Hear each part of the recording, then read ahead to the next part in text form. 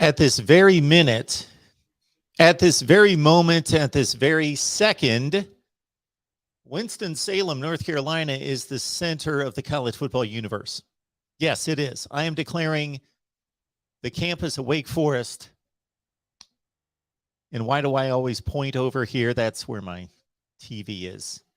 3rd and 7 for the Demon Deacons. 7 minutes left, hanging on to a 38-35 lead over NC State. The winner will take control of the ACC Atlantic Division, a conference that I know that all of you are just waiting and anticipating and can't wait to talk about tonight here at the Voice of College Football. Yeah. Welcome in, everyone. I am going to apologize beforehand because there is absolutely no way that I can entertain you for the next few hours the way college football has entertained us today. So I apologize for that beforehand, and welcome everyone here. Thank you so much for being here. Let's talk college football with all of you. We've got the phone lines open at 860-499-3332. And what a weekend and what a night it has been across the country. Wake Forest, once again, with a field goal lead, 7 minutes left to play to control the division. They lead NC State, and they've got the football at their own 40. All right.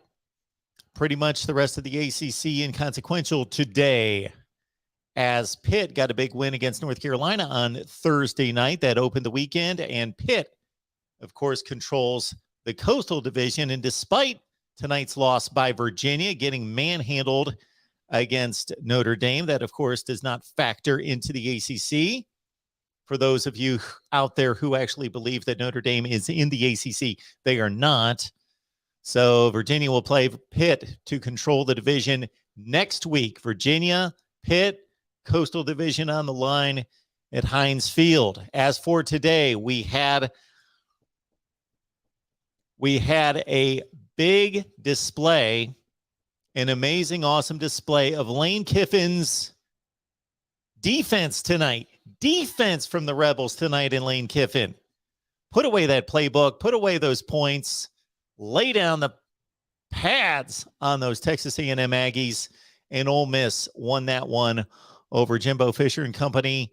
So the Rebels win, and they cause all sorts of a stir in the SEC Western Division, and that pretty much hands the division to the Alabama Crimson Tide. Texas A&M had hopes, holding on to hopes entering that game that they could run the table, get an upset win out of Auburn at the Iron Bowl, and go to Atlanta. Alabama is in good shape, and Alabama coasted home, of course, against New Mexico State, a difficult one for the Tide there, 59-3. I don't know the current situation in Austin, Texas, but a few minutes ago, Texas was trailing Kansas with 8 minutes left to play, 49-35. Kansas, 2-touchdown leader over Texas. Now, this should be unheard of, but is anyone really that surprised? Texas is not back. Texas is back to being bad again and again and again and again. Steve Sarkisian is going to be 4-6. We will check the updated score. Appreciate everybody being here at the Voice of College Football. And out west tonight, it could be a good one between Oregon and Wazoo. Keep in mind that even though Oregon is the only team anyone is talking about in the Pac-12 as it pertains to the college football playoff, as it pertains to the Pac-12 championship, if Washington State, as a 2-touchdown underdog, upsets Oregon tonight, they will take control of the Pac-12 North Division. So I checked that about halfway through the first quarter. There was no score. We're going to check on these scores and take your phone calls here at the Voice of College Football. I should have tweeted out that we are here. I should have. Let's do that right now. But the phone lines are open. And for you Notre Dame fans, also Virginia fans, if you want to vent, and Brennan Armstrong not playing tonight didn't necessarily help my prediction cause. I didn't know that. Had I known that, I would have taken Notre Dame and I would have laid the 6.5 points against Virginia. But I didn't know that. Game time decision. Brennan Armstrong, one of the best passers in college football. He sat, and it makes sense that Virginia only scored a field goal tonight. And then so we've got the Notre Dame Virginia post game going on right now, right on the channel on the front page. If you'd rather check out Nathan Erbach and Ben Belden breaking down Notre Dame Virginia post game, and also Texas A&M and Ole Miss with our buddy Andrew Hattersley from Gig'em 247 Sports. So right here on the front page of this channel, you can go to Texas A&M post or Notre Dame post and check out those shows. And we'll still be going, I'm sure, long after those two are done. So you can come back and check us out.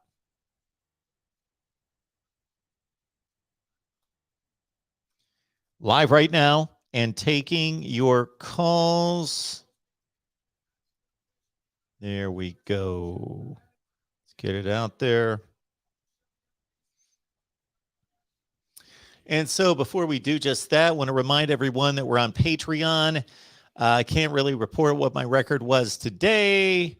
I'm very much in doubt here with Wake Forest and NC State. I want Wake to hang on. I've got the Demon Deacons -2.5. So they're up 3.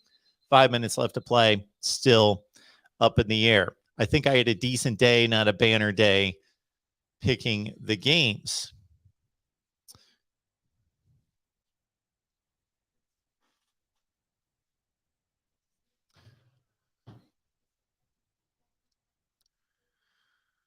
Let's get started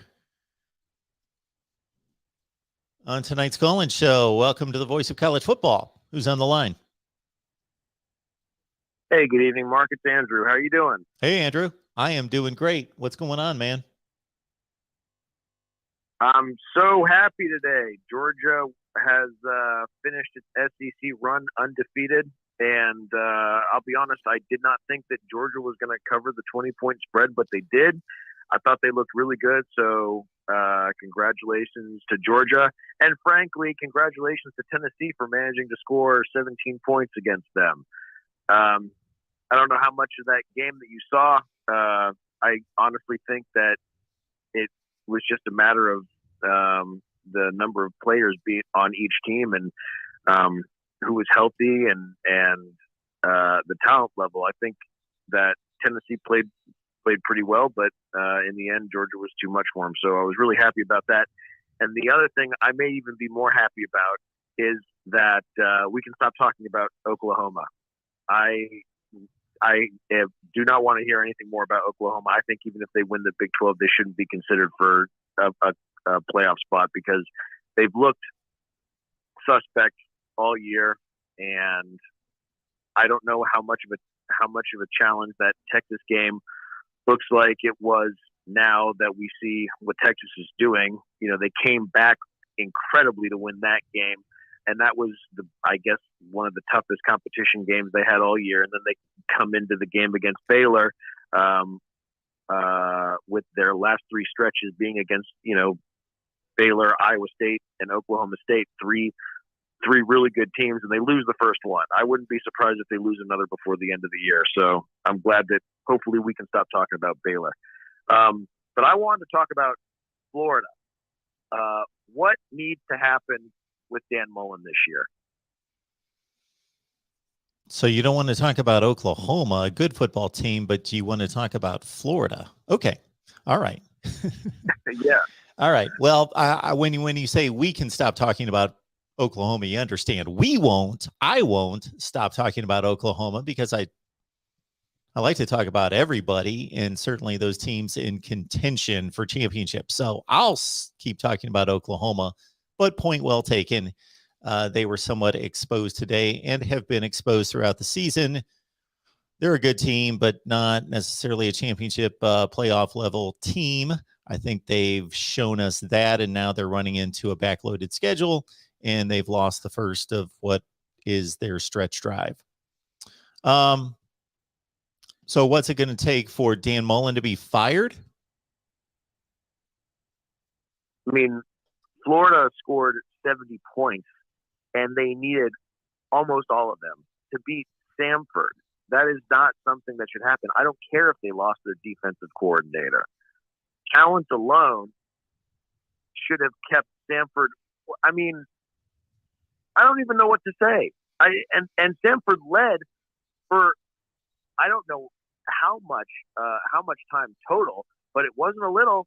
It's not like they came on really late. Samford was leading for a good portion of this game, and they kept it close the entire way. Florida needs every single one of those points. I just don't know what's going on down there. They're losing recruits all over the place. And, as a Georgia fan, I hope Dan Mullen stays in Florida forever.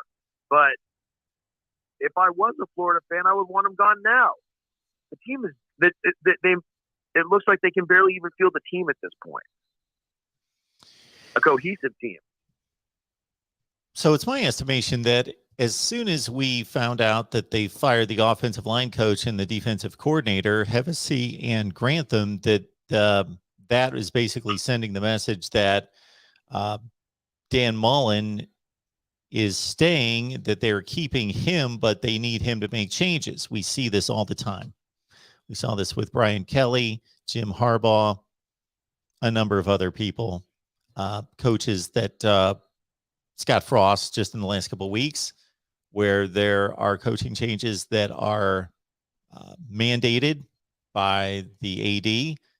So they go through with that. And it generally has always meant that the head coach is somewhat safe because he's made the changes that they asked him or forced him to make. And yeah, I understand that giving up 52 points to Samford is beyond ridiculous. But it is after the defensive coordinator. So if you ask him or mandate him to change the defensive coordinator, you're really looking at defensive improvement in the offseason toward next season, because it's not just going to magically happen the next day, especially since you're not going to have the defensive coordinator that in place the next day that you will necessarily have in 2022, if you follow me. So that'd be like saying, Andrew, you run such and such corporation or such and such division in this corporation. We would like for you to stay because we believe in certain things that you're doing and your leadership abilities and how you're running the department. But you've got a few people under you that are not getting the job done in manufacturing and sales. Those two guys suck. Get rid of them. We don't care what you want. It's mandated. And then the next day, in the next week, you have your worst sales week ever, and you have your worst manufacturing week ever. I don't think that it would be fair to come to you and say, what's going on here? And you would say, well, we're starting that new person next month or next year. So if you look at it reasonably, now, you could fire Dan Mullen for all sorts of reasons. I would have no issue with Florida firing Dan Mullen tomorrow. I think he's done a pretty poor job of coaching the football team for the past, obviously this football season, but even that there were trouble spots last season down the stretch. And a lot of things that didn't even equal wins and losses that I found disturbing. And then, as you say, you have to recruit, obviously, especially in that conference. He's not getting that done. And so, yeah, I think if they implode, if they continue to implode these last two games, then he may as well get fired as well. That could happen, sure. I'm not so sure that I agree with you that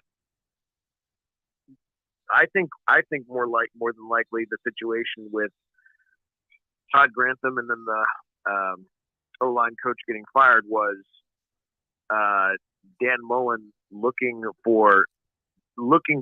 to give something back to the Gator community in terms of changes being made, but it was too little too late.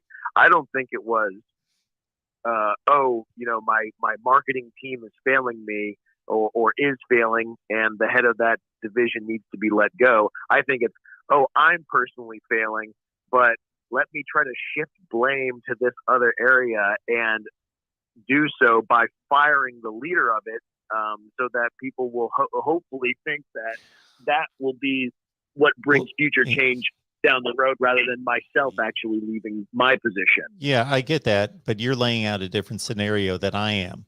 So I would have no issue with the powers that be that if they had Dan Mullen come to them and he was saying, this is what's wrong with my football team, therefore I'm getting rid of him and I'm getting rid of him. But their evaluation, meaning the administration, the AD, was, no, you're the problem. We're getting rid of you. As I see Florida football and the way it stands right now, I have no issue, or I can't contradict that evaluation that it's Dan Mullen's fault. But what I'm saying is, if they, the administration and the AD, came to Dan Mullen and said, you need to get rid of these coaches or you need to make changes, and then 3 days later, they're making evaluations on those positions based on those changes, well, I'm just saying that's unfair. That would be unfair. I'm not, and obviously I don't know if there's any way to know exactly what's happening. Yeah. But I like talking to you, Mark. Thanks for taking my call. I'm gonna get off here. I just want to say the 4 best teams in college football right now are Georgia, Alabama, Ohio State, and Cincinnati. So I hope we see them all in the playoffs. Have a good night, Mark. Thanks. Cool. Thank you so much for the call. Appreciate that. Georgia, Alabama, Ohio State, Cincinnati. I tend to think I'm pretty secure with the first 3. Cincinnati continues to not impress me. I watched them against South Florida Friday night. They just don't look like a great football team. Welcome to the Voice of College Football. Who's on the line? Hey, this is Jeff Webster calling from Des Moines. How are we doing, Mark? I am doing great. How are you doing tonight? I would like, just fine. I would like to pose a pair of competing scenarios to you, both that would involve a 2-loss Alabama, if I could. Sure. With Ole Miss winning tonight, the door is open now for Alabama to win the SEC West, even were they to fall to either Arkansas or Auburn and win the other. If a 2-loss Alabama meets an undefeated, which they will be, Georgia in Atlanta, and pulls what would be an upset, and you have a 10-2 SEC champion Crimson Tide, are they a playoff team? Okay. They'll be 11-2. Even with 2. Okay, 11-2. 11-2. Yes, yep. I'm sorry. Even with 2 losses, they would be the SEC champion, having beaten number 1 and undefeated Georgia. The other is, and this is going to, they talked about it a little bit this morning on one of the shows, and this is going to drive America crazy. I think the second best team in the country is Ohio State. I think they showed that today. So they win the Big Ten. That would give Michigan 2 losses, Michigan State 2 losses. Assuming Alabama loses to Georgia or loses somewhere along the line and is not the SEC champion, they now have 2 losses. And if Oregon should pick up another loss along the way, they now have 2 losses. What do you do if Notre Dame is sitting there with only 1 loss? Those are the 2 scenarios I'd like to. Okay. I am not necessarily the brightest guy in the room, so let's go one scenario at a time. I can't keep 2 in my head. So scenario number 1, Alabama loses a regular season game, still goes to the SEC championship game, beats Georgia, finishes 11-2 with a loss to Auburn or Arkansas in addition to Texas A&M. What else is going on in the country? Let's say you've got Oregon and Ohio State as 1-loss champions of their conference.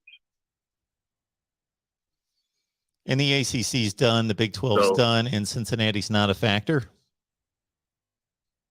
Yeah, that's what I'm asking you. Does the committee just look at the No, potential? I'm asking you in your scenario. Is Okay. Cincinnati, where's Yeah, in my scenario, the committee in my scenario, the committee has decided today that this is it for the Big 12. They're done. They lost their spot today. I don't think they want to give Cincinnati, who I think is not a weak team, but I don't think they're the fourth best team in the country. And nor do I think Wake Forest, having given up 56 points to Army and 58 points to North Carolina, has the favor of the committee. okay. So I think those three teams are not an option. Well, it sounds like we've got a 4-team situation and there's nothing to decide. We've got Georgia, Alabama, Ohio State, and Oregon.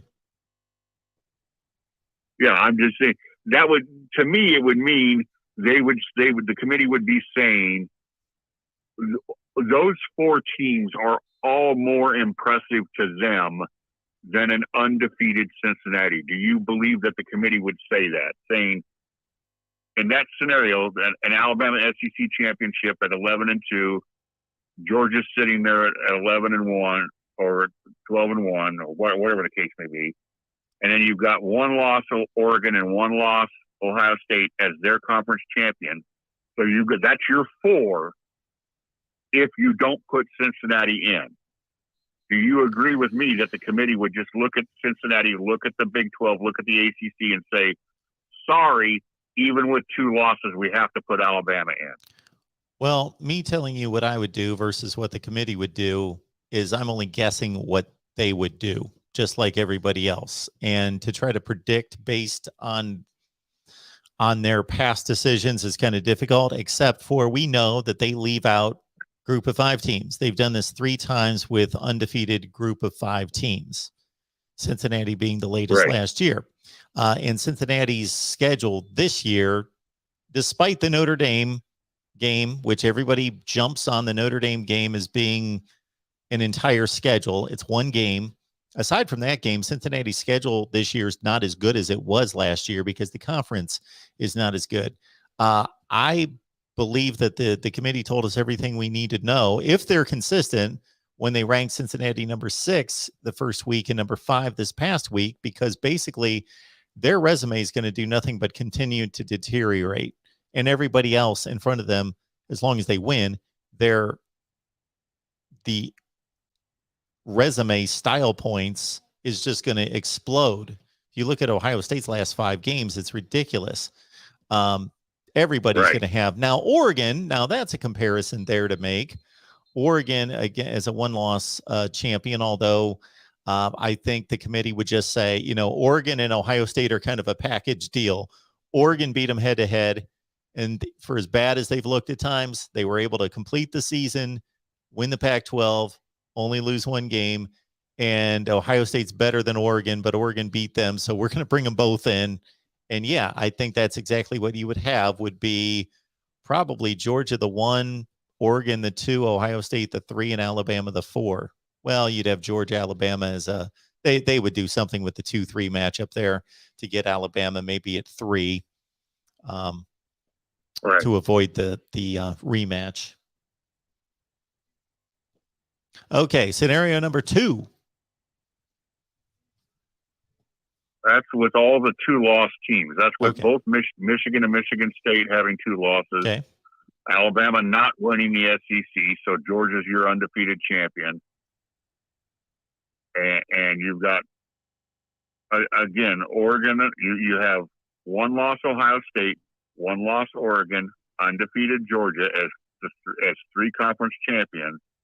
But then everybody else has got 2 losses, except for in the ACC, the Big 12, and Cincinnati. But then also there sits Notre Dame. So, I mean, I know it would drive the nation crazy, but is that a possibility? Could Notre Dame just drive everybody nuts and steal a spot?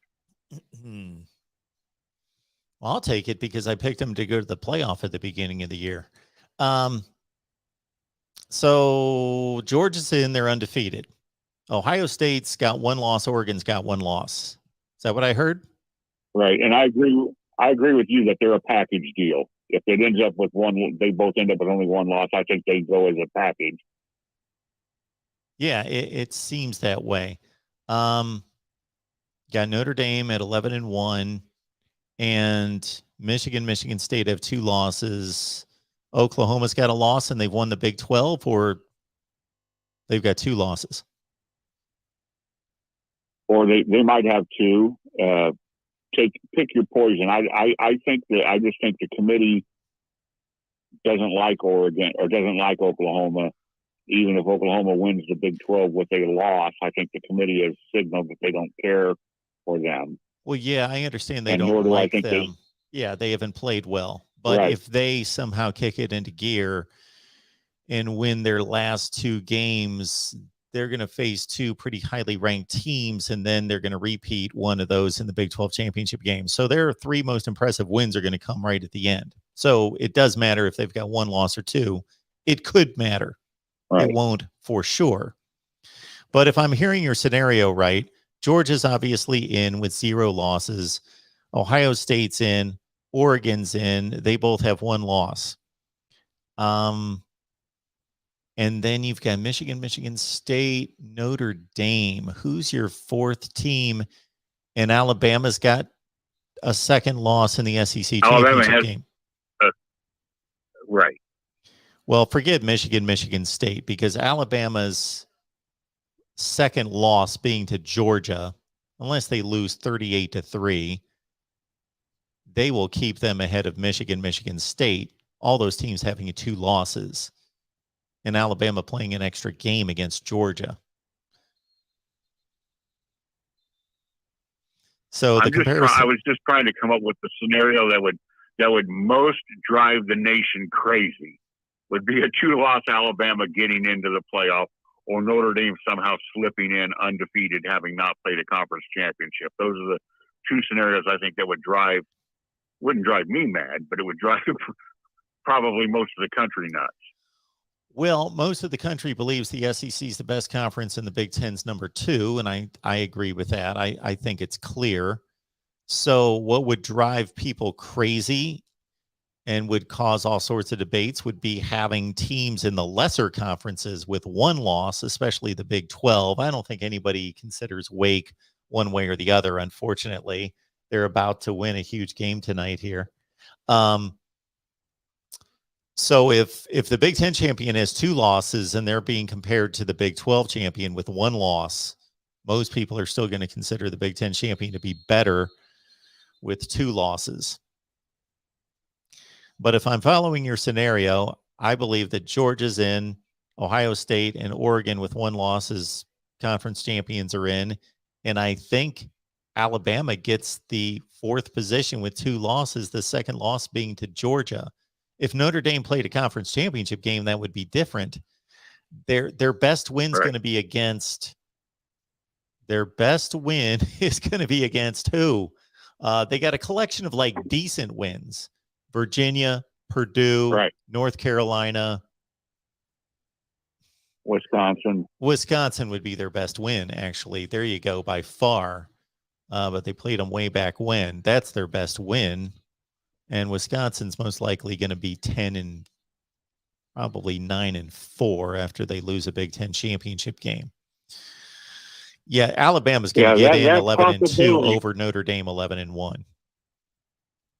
That possibility that a 2-loss Alabama, if it's a narrow, if it's a 31-28, yep. 30-24, something like that, yep, to Georgia.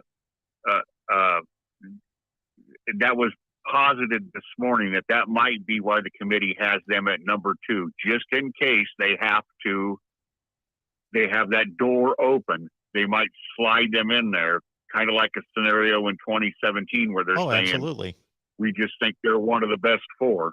I said the same thing when the first rankings were revealed. I said, Alabama's sitting here at 2.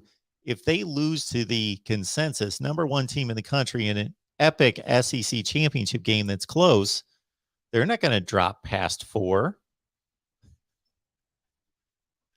Yeah, because I think a lot of people would look at that they have like their championship game in 2017, the SEC title game in 2018. If they produce one of those things, one of those type of games again, I think you'll have a lot of people saying we just saw the de facto national championship.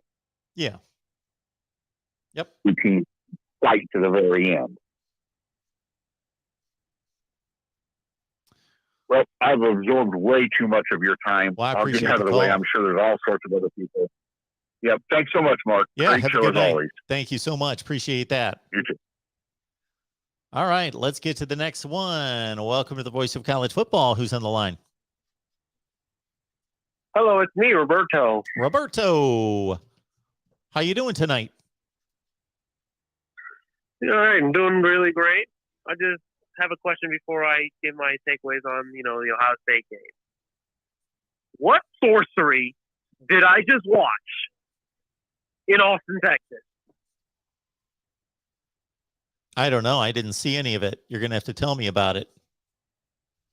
Well, I mean, after I watched my Cleveland basketball team win a close one to the Celtics, Wait a minute, turned on Roberto. You were watching basketball tonight? You were watching NBA basketball tonight? Really? Yes.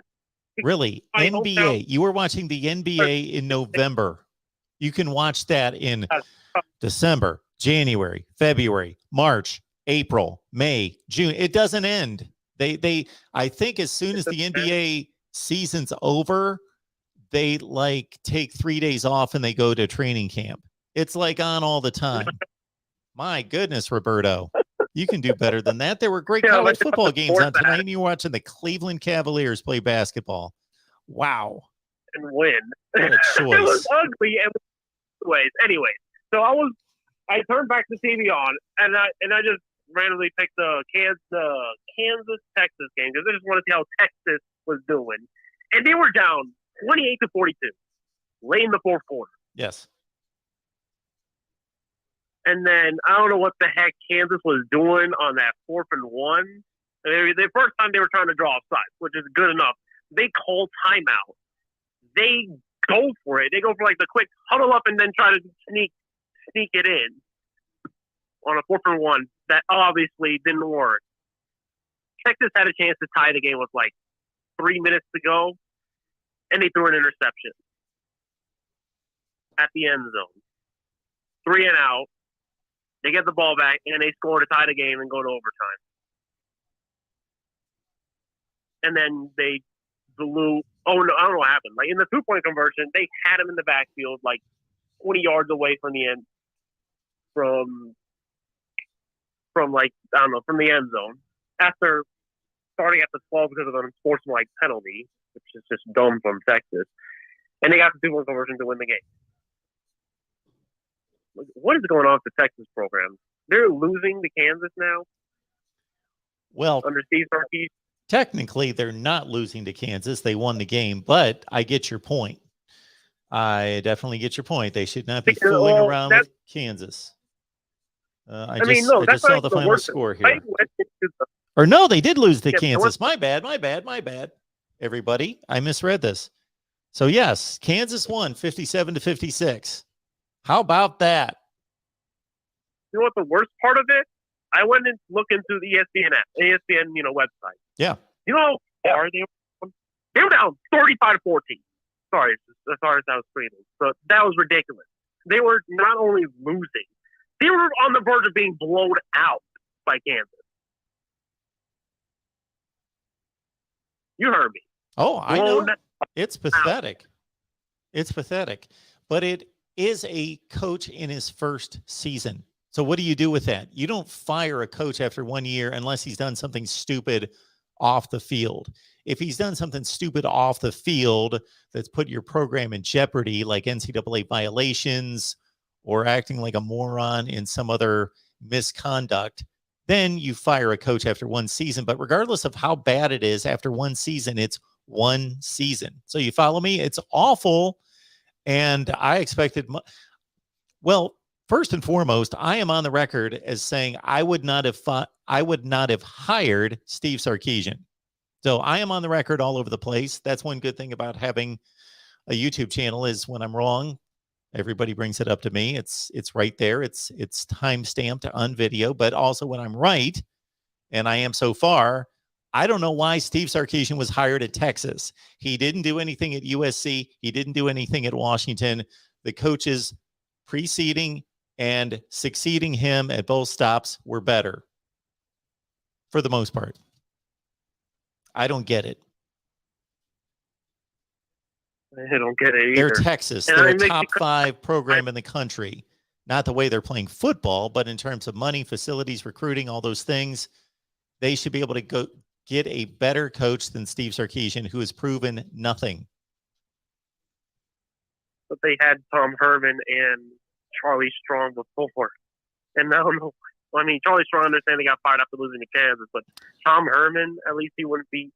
But at least Tom Herman and Charlie Strong showed that they could take programs, and they were on the ascent up. They were on the ascent. Charlie Strong concluding his career at Louisville with a Teddy Bridgewater-led team that only lost 1 game, won the whatever we called it at the time, the American Conference. What was it at the time? Anyway, beat Florida in the Sugar Bowl. You know, Charlie Strong lifted Louisville to top 10 status. Tom Herman lifted Houston to top 10 status, you know, beating Florida State in the Peach Bowl, beating a top 10. Like, they showed that they could at least take the programs on the level below, the group of 5 level, high level group of 5 programs at the time for Louisville, and lift them and show that, you know, you're getting an up and coming coach. But Steve Sarkisian, he's had his shot in the big time twice, and he's not done well. He's done okay. So I don't get it. Not at Texas. Yeah, I don't know what. If you're TCU, It's more- maybe. If you're Texas Tech, maybe. This has to be some issues with the booster club. This is, I mean, it's getting absurd to that point. At least Tom Herman took them to the 2018 to the Big Ten championship for a rematch against Oklahoma. And yeah, they lost, but they're just hella impatient. Now let's get to the point about my Buckeyes. That was such a clean game, not in terms of penalties, but the fact that no injuries, no sacks. Like, the only injury was like a ref getting bumped by the Purdue player in substitution. It was a hella clean game. From no injuries and not a single pressure from on both sides, on both teams. No pressure to the quarterback. All offensive fireworks of a show at Columbus in the cold night, putting up almost 400 plus yards of offense.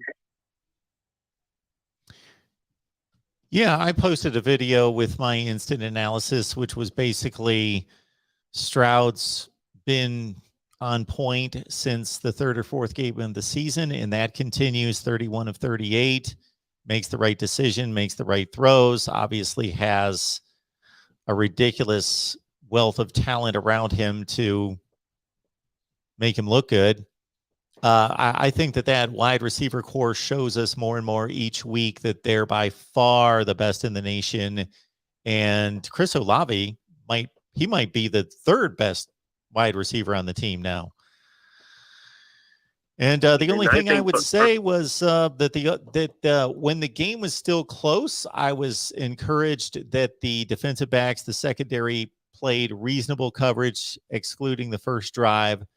They were in the area. They were playing well. They tackled in space. They contended for the football. They got a little loose there in the 3rd quarter when Purdue put up a bunch of points, but it was obviously a 4 or 5 touchdown game. All right. I have one question. Was the Ruckert hold a hold? I'm like, because I don't think that was a hold.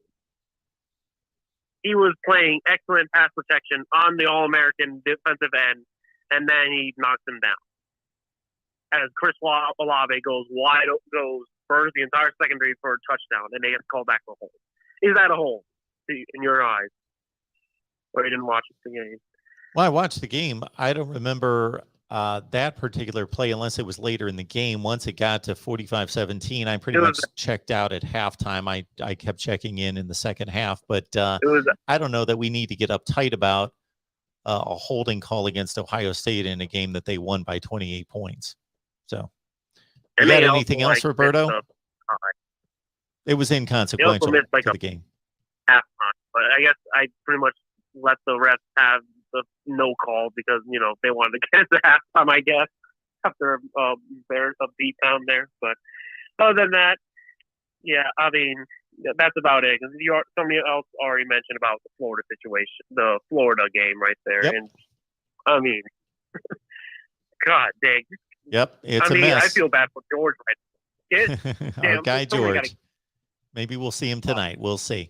All right, Roberto, thanks so much for the call. Appreciate it. All right, thank you. Have a good one. All right.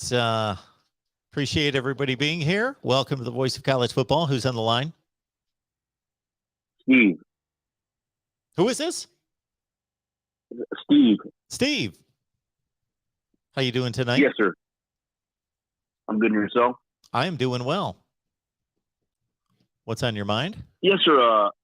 Yes, sir. A couple of callers ago, the gentleman out with Des Moines, Iowa, he posed those three scenarios to you. But I kind of want, if you don't mind, I want to kind of expound on the second scenario he posed to you. Okay. Maybe alter it a little bit. I know you mentioned about what about two-loss Alabama getting in there in that fourth spot if you have a number one Georgia. Undefeated Georgia, and a one-loss Ohio State, and a one-loss Oregon, all conference champions, and that fourth spot is kind of open to potentially for Notre Dame, maybe a one-loss Oklahoma conference champion, and the other scenario was Alabama, two-loss Alabama maybe getting in, but I don't know. I don't know what your opinion. I know you mentioned your opinion about this committee about how you can't really read what they're going to do, but would you agree that a two-loss Alabama will kind of set a bad precedence to put them in there, even if they put them at number 3 to avoid the rematch of Georgia-Alabama again? A bad precedence. Well, I was always concerned about setting bad precedents when I was raising kids, but in terms of setting a bad precedent here, I don't know that the committee really gives that much thought or should give that much thought, because they can provide whatever storyline, narrative, excuse, reason that they want for any selection and not have to stand up and defend it 2 years from now if something similar happens and they decide something different. If you follow me, I don't think they really care about that. I don't see where they're concerned, because there's all sorts of things that I could bring up and have brought up here. And if I could talk to the committee, I would bring up from the past to say, this is not consistent with that. That's not consistent with that. And we also have to understand that this committee changes. The members change in the committee from year to year. So what they value individually changes slightly. I mean, I personally believe even a two-loss Alabama could probably get to the championship game. I remember was it a few years ago when Nick Saban, when he lost the SEC title game, he had one loss and we're looking, they're pretty much out of the playoff contention, but he whined to the media all night, and then the next morning they got selected into the fourth spot of the playoff and won the national championship.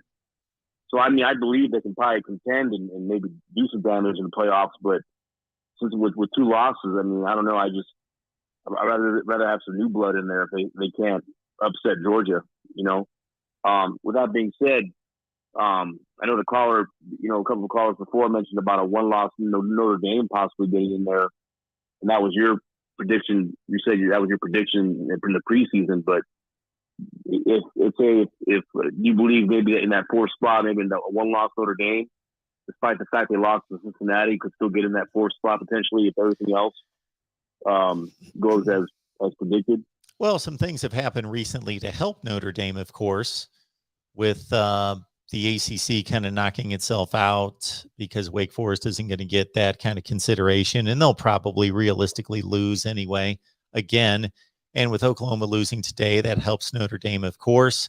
But Notre Dame's got a few issues. They've got a few problems. Number one, they don't have a collection of marquee wins.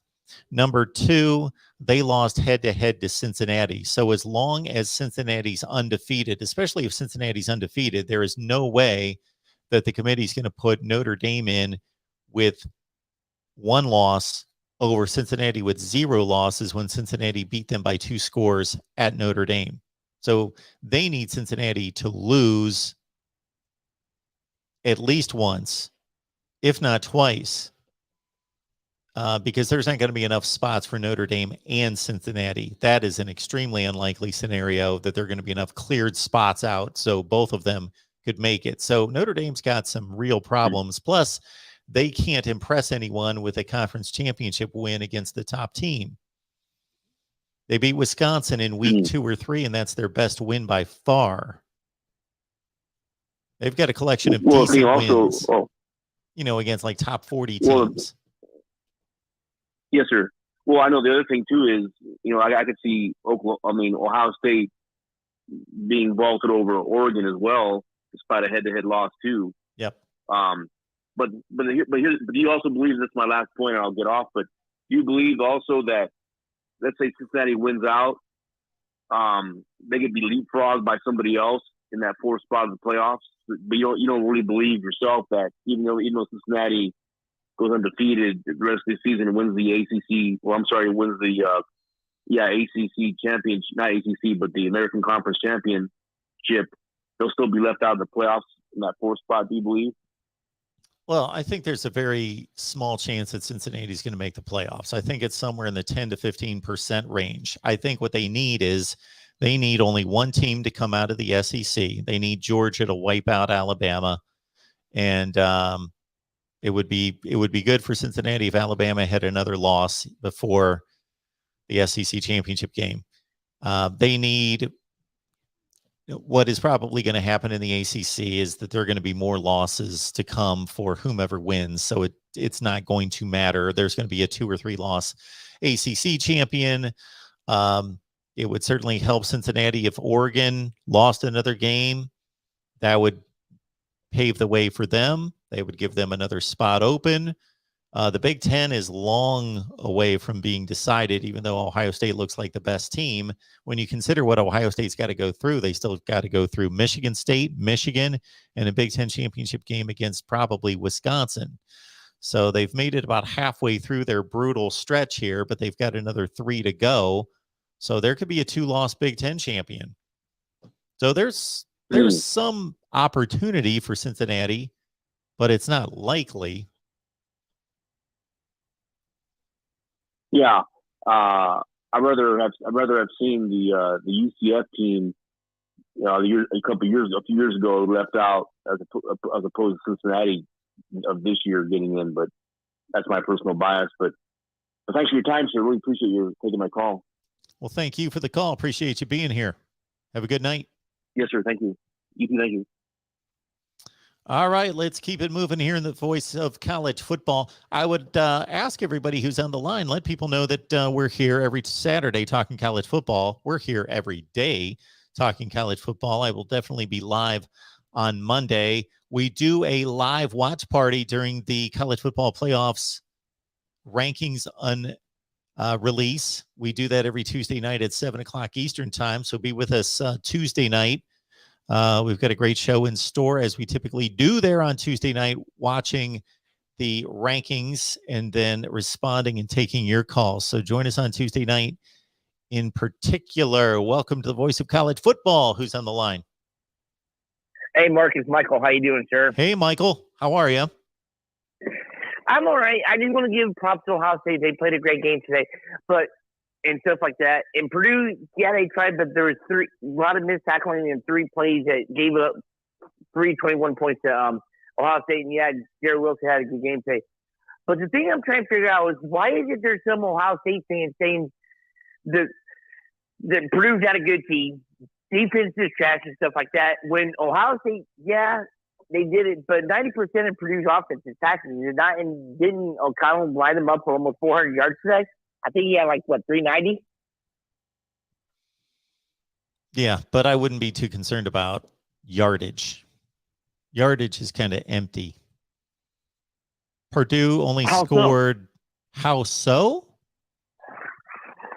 How is yardage? No, I'm just asking, in your opinion, how is yardage over empty, like an empty stat or something like that? I mean, there was some drops Purdue had today and stuff like that, especially with David Bell, which was surprising because I thought he dropped that one in the end zone. There was another one that could have led up to another touchdown too, and stuff. But it is what it is, though. But like I said before the season started, Purdue's going to finish 9-3. Well, now they're going to. Or do you see them losing to Northwestern or to IU in the last 2 games of the season? No. Okay. Here's my response. Here's my response to what you just said, because I made a statement about empty yardage, and then you made a statement. So please, Michael, allow me just to complete my thought here. So we could sit down and go through every game in college football today, and I could give you dozens of examples of empty yardage totals. What I mean is, Aiden O'Connell's an excellent quarterback. That's been proven week after week after week after week. Purdue has an excellent wide receiver core, not just David Bell, but of course he's the class of the wide receiver core, and he's one of the very best in the nation. Purdue has a very good team. I have no doubt that Purdue has one of the 20 best teams in college football. I don't care where they get ranked this past week. I think that they have one of the 20 best teams in college football. However, that game was over at about 28-7, 35-7, something in that range. I think it was 45-17 at halftime, if I remember correctly. Yes, it was. So at 35-7, we're in the second quarter at that point, 35-7. And nobody in the world would think that Ohio State would blow a 4-touchdown lead. So pretty much everything completed after that for Purdue was just pretty meaningless. Okay. I see your point. That's a valid point. But I mean, Purdue, and then they was missed. But where I thought Purdue was on that first punt, when he muffed it and got 16 yards, that's where I thought Purdue lost the game today. Well, yeah, they certainly, for as impressive as Ohio State was on offense in particular, Purdue certainly gave them the missed exchange from the quarterback to the running back that gave them a gift there. There was, of course, the shanked punt that you mentioned on the first drive. There was the muffed kickoff. So they set up Ohio State a number of times. Absolutely. Now, where do you see Purdue going for their bowl game? Or is that still too early to figure out? Well, that's a good thing to work on, actually. Should I do some bowl projections this week? Bowl projections. I would think, because you only got, 2 weeks left in the season? Yeah, that's something I never do, even though I love the bowl games and would like to do some bowl projections. Yeah, I'll dive into that. Bowl project. I can't tell you off the top of my head. I would think that, unfortunately for Purdue, the Big Ten's just stacked. So Ohio State's going to be in front of them. Let's say somebody makes the playoffs, most likely Ohio State. Then you're going to have Michigan State, Michigan, Wisconsin. You're definitely going to have those 3 in front of Purdue in the pecking order of bowls, and probably Wisconsin, Iowa, some combination of them, maybe Minnesota, depending on what bowl game we're talking about and who they want to take. So they're going to be in that, 6th or 7th place, 5th to 7th place in terms of bowl slotting. All right, I got to ask you this, though. You talk about Notre Dame. Wouldn't the win against Purdue be considered a quality win, Bill? Sure. I consider it a quality win. Because the only one you said was Wisconsin. But yeah, I forgot about Purdue. I was just wondering. Yes, I would consider that a quality win. I would consider that to be Purdue or Notre Dame's second best win. Yeah. And then the one tonight with Virginia. But all right, I'm going to ask you this. That's not as good. Most of us get a group of 6 bowl. Wisconsin, Michigan, or Michigan State. Oh, a New Year's 6 bowl? New Year's 6. Yeah. Well, it's most likely going to go to the loser of the Big Ten championship game. Would go to the Rose Bowl unless one of those other teams, let's say, for example, Ohio State barely beats Michigan State. Michigan State wins their last game, so they finish 10-2. And Wisconsin, let's say, goes 9-3 and loses to Ohio State in the Big Ten championship game to be 9-4. I believe the Rose Bowl has the option, and this is if the Rose Bowl's not in the college football playoff this year. I don't remember if it is or not. It was last year, so I think I think it's a Cotton Bowl and Peach Bowl this year. Okay. So it would be up to the Rose Bowl. They do not have to take the Big Ten championship game loser to go to the game. I do not believe so. So they can take anyone they want out of the Big Ten if the champion's not available. So they may take Michigan State over Wisconsin in that scenario. Otherwise, they take the Badgers. All right. Now, let me ask you, is it possible to where, because I think the Big 12 pretty much eliminated themselves from the college football playoff in the ACC. So there's two. Oregon still moves out B3. Do you see a possibility of where two teams from the Big Ten and two teams from the ACC can make the college football playoff? Or do you think Cincinnati's going to get in there if they go 13-0? Well, let's see. So we know how the SEC could pull it off. Either Georgia beats Alabama barely or Alabama beats Georgia. So we can see that happening. In the Big Ten, it certainly would have been better for the Big Ten if Purdue would not have beaten Michigan State, or Michigan would have beaten Michigan State, something like that. Anyway, because we've got a number of one-loss teams to deal with. So there's going to be a second-place team with 2 losses. So you're not going to have 2 one-loss teams in the Big Ten. It just can't happen. Unfortunately. So that's going to be difficult to get that second team past like an Oregon or a Cincinnati, a 2-loss team that did not win. For a 2-loss team that did not win a conference championship to get in, we've never even had a 2-loss team, let alone a 2-loss team that didn't even make the conference championship game. But like I said, if Oregon and Cincinnati slips up, does that open the door? Say like Houston. No, wait. Cincinnati has SMU next week, right? Yes. Let's say Houston beats Cincinnati, knocks them out, and then say like Oregon loses to Utah or to Oregon State at the end of the season, knocks them out. Is that going to open, or is it still going to be? They're going to take the 2 SEC teams, the Big Ten team, and maybe Oregon.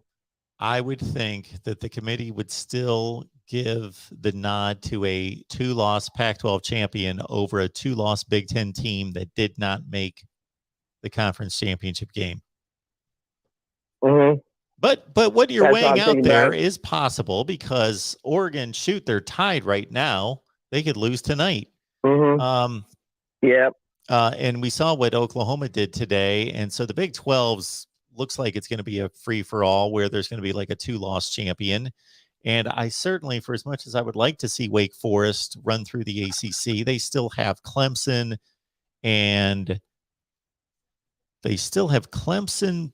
Boston College, and somebody else. Pitt in the ACC championship. Yeah, Pitt in the ACC. Most likely Pitt. Could be Virginia. Anyway, I think I'm missing somebody in there. But no, I guess not. We've got 2 weekends left. Yeah. So, yeah. Or do you think Oklahoma State can be the representative from the Big 12 if they went out? Oh, I think they're playing the best football in the conference. Yeah. All right. I was wondering. Hey, Mark, as always, thanks for your time. Thank you, Michael. Keep being awesome. And have a great rest of your weekend. You too. Thanks for the call, Michael. I appreciate it. Yep, you're welcome. Okay, bye-bye. All right. Michael had called me a couple of weeks ago and wanted me to lay out a scenario in which Purdue would make it to the college football playoff. And I said, Michael, let's play 2 more games. And if Purdue wins those games, I will be happy to figure out how they can make the college football playoff. But of course, they did not make it those 2 weeks. So I would say the same thing to this scenario and trying to get a second Big Ten team into the playoff. It's possible because look at Oregon. Oregon's not that good. Look at them. they're just not that good. And Oklahoma's not that good. And maybe Oklahoma State's the better team. We shall see. They play in 2 weeks against Oklahoma. And they're probably going to play a second game, a rematch, back-to-back weeks in the Big 12 championship game. So the ACC, the Pac-12, and the Big 12, number one, don't have much respect. And number two, have teams that are leading those conferences that look shaky. And so we could have 2 and 3 loss teams in those conferences win the conference. We could have that in the Big Ten as well. It's just not as likely. And a 2-loss Big Ten champion is going to be given so much more respect than a 2-loss champion out of those other 3 conferences. All right. Welcome into the Voice of College Football. Who's on the line? Hi, this is Willie. Mark, how you doing? Hey, Willie. I am doing well. How you doing tonight? Your show's going. Oh, I'm doing good. I've been watching football all day. Oh, yeah. Watching your broadcast after each game. I got a few things to talk about. Okay. First thing I wanted to talk about was, the Ohio State game. When Ohio State, I really did not like them running out the clock at the 6-yard line. And here's why. 2018, we played Purdue. They ran the score up on us. They scored 2 TDs in the last 3.5 minutes, and one was a 45-yard pass. True. So we should have never set on that ball. That's my first complaint. My second complaint about the game, there's a lot to talk about. I'm only talking about my complaints. My second complaint is the guy threw 52 times. And we didn't get any sacks, and we're fourth in the nation in sacks coming in. And our 2 brilliant defensive coordinators had all week to figure out one kind of scheme where at least we could blitz and maybe get 1 sack because it ain't like the guy's real mobile back there. He threw 52 times, and we didn't get a sack. And we were rushing 3 guys a lot of the time, which I was confused about. And I didn't like that at all. And now the thing about Ohio State is next week we play Michigan State. I'm fairly confident in that game, even though Michigan State has a couple receivers that can get deep on us. I think we can score. I think we'll beat them. What worries me about going to Michigan is Michigan's got those 2 edge rushers that like to do slap sacks and get the ball. I'm figuring the only way that we're going to lose to Michigan in that game is if C.J. Stroud is not used to that and gets a couple balls knocked over his hands, and at the start of the game, the momentum changes and they get a couple turnovers and it goes from there. Because I've seen it happen up there to us a lot of times where we've had better teams and walked out of there with a loss. Well, what do you think about that? Well, those are a lot of good observations right there. I would also include on your first point that I don't have a lot of faith in this college football playoff selection committee, and to hang up another score to make it 66-31 is just another little edge that Ohio State could have taken to just prove that they just dismantled a top 25 team. To your second point about the pass rush and playing a 3-man line, I think there was no question that Ohio State was looking to confuse Aiden O'Connell and Jeff Brom and show some looks up front. And obviously, therefore, that affects the looks in the secondary that they haven't shown all season. I think that they showed a lot of respect to Purdue's passing attack, to not play a vanilla defense all the time and to not do what they've done the entire season. So I think that they were just thinking, hey, in the way that they've scouted the tape on Aiden O'Connell is that he's beaten the blitz and he's beaten a pretty heavy pass rush. And so that they They felt more comfortable kind of blanketing the coverage and tackling in space. And which they did well in the first half, except for the first drive. They did that well in the first half. They kind of let off in the third quarter, but they had such a big lead. I didn't know how to evaluate that necessarily. They did have a few. They had a few runs of 10 yards. They had a few decent runs against us. Really, they didn't break any, but they had some runs that I was surprised they got because we weren't getting a pass rush. So I thought we'd stone the run altogether. And I was kind of confused too why we left that one guy out there on number 3 all by himself. Because I've watched that guy play all year. All he does is run the sidelines. You don't see him running over the middle too often. True. He plays the sidelines. I thought maybe if we dropped a coverage in front of him so the back could be off of him about 10 yards, the guy would still try to run by him and we could have him covered. I just thought that might have been a little better defense than what we were doing with him. But Purdue did have some other receivers that if he has time, he finds his receivers. I mean, he's an accurate quarterback and can find his receivers. Purdue just they had those turnovers, and then that guy missed that pass at the end, and that helped us. But Purdue's a tough team. That was a good win for us. I mean, I'm happy about that win. But something else I wanted to talk to you about was all week I've been hearing people on your show talk about scheduling, how big teams should be scheduling the powerhouses against each other more and more. Well, my last quarter at Ohio State, it cost $330 a quarter. That's 3 quarters a year, but now they're on semesters. So I was paying $1,000 on my last 3 quarters there. Okay, now it's probably about $5,000 a year. So Ohio State's football team pays for everything. There's no other sport there that's making any money. Men's basketball makes a little, but no other sport makes really anything. So Ohio State has to play 2 or 3 home games against teams like from the Mid-American, Tulsa, and these teams. We give them $500,000. That probably covers their athletic budget for the year. And we need that money to pay for our athletic budget because our football team's paying for everything. That's one reason we can't schedule a bunch of powerhouses every year and can probably only get one on the schedule unless we're going to add more games. I mean, I don't know unless they want to raise tuition to about $10,000 a year, which they might end up doing anyway. Well, I got to think about this.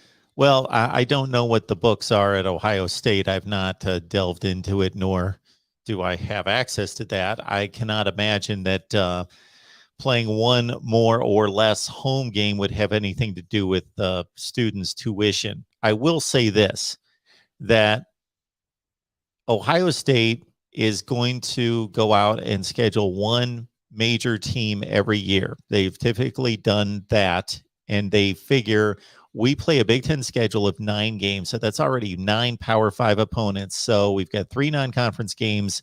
There's no reason for us to schedule more than one big game to show, hey, we can step out of conference, beat a good team. They've got series coming up in the next few years with Boston College, Texas, Washington, Notre Dame. Next year we open with Notre Dame. Yeah.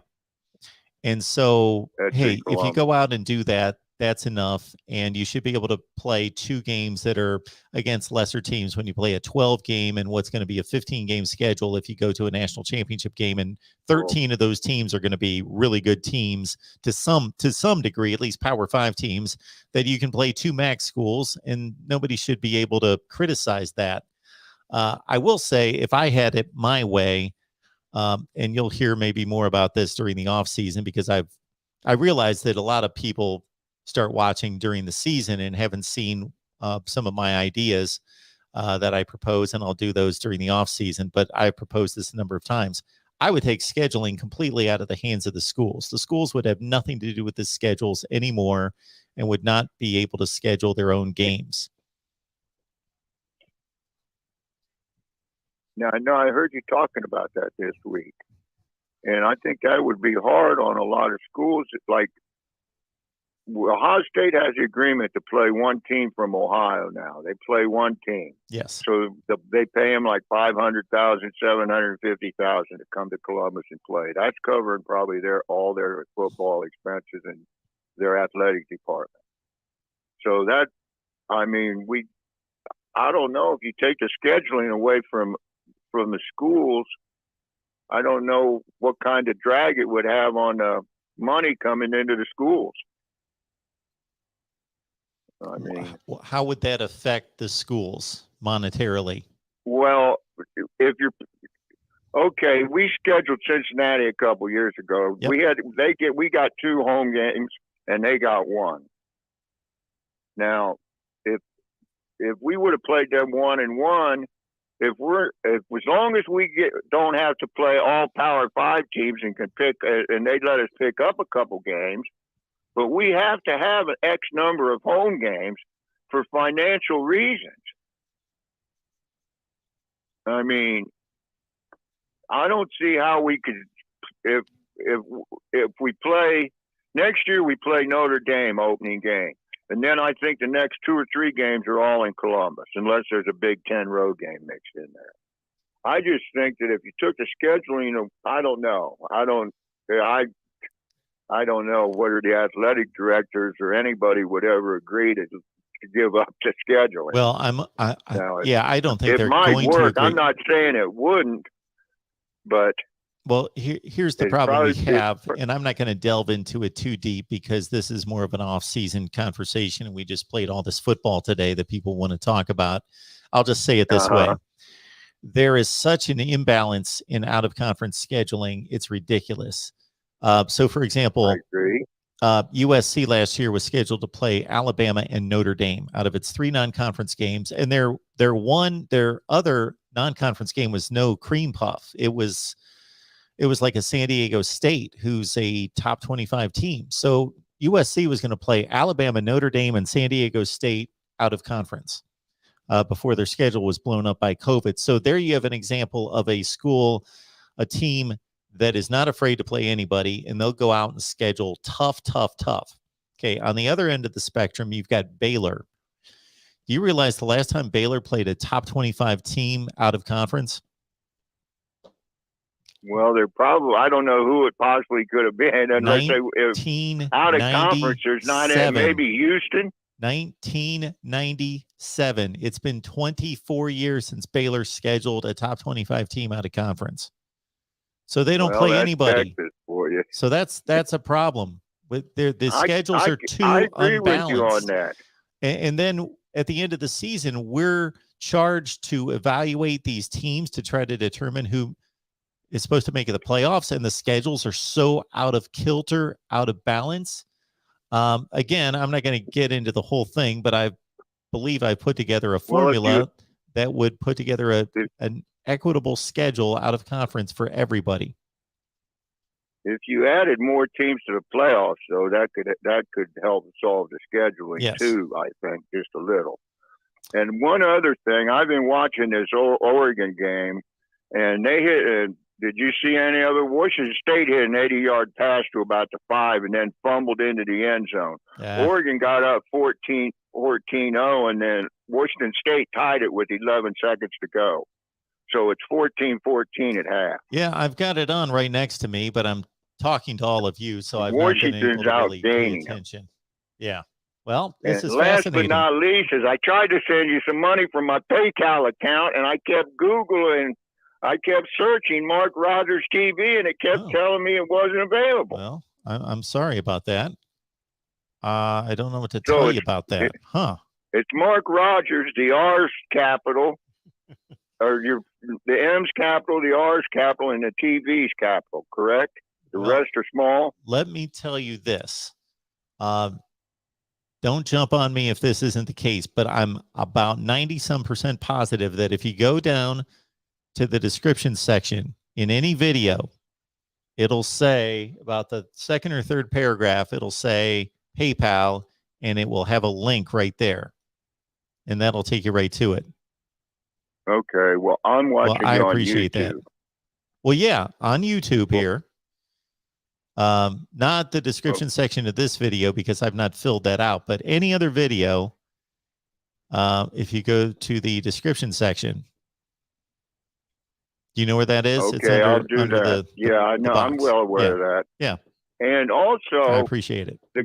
I find it I mean, as far as the college rankings go, you guys and guys like you that do this for a living have much better ratings than these guys that don't do it. The 13 guys in there aren't watching a third of the football and the knowledge that you and some of the guys that you have on as your guests. So it's no surprising they don't, especially the bottom, like from 12 down, they really screw that up. Amen. I mean, like, it's the way they move those teams around. Like, I've got 17 games recorded today. Oh, that's great. I just wanted to tell you the only reason you're the only show I call because you got the most knowledge and the most class, man. So just keep it up. I appreciate that. Well, thanks for calling. Good conversation, and enjoy the rest of the football. Enjoy the second half. This should be something to watch. Oregon, Washington State all tied up here.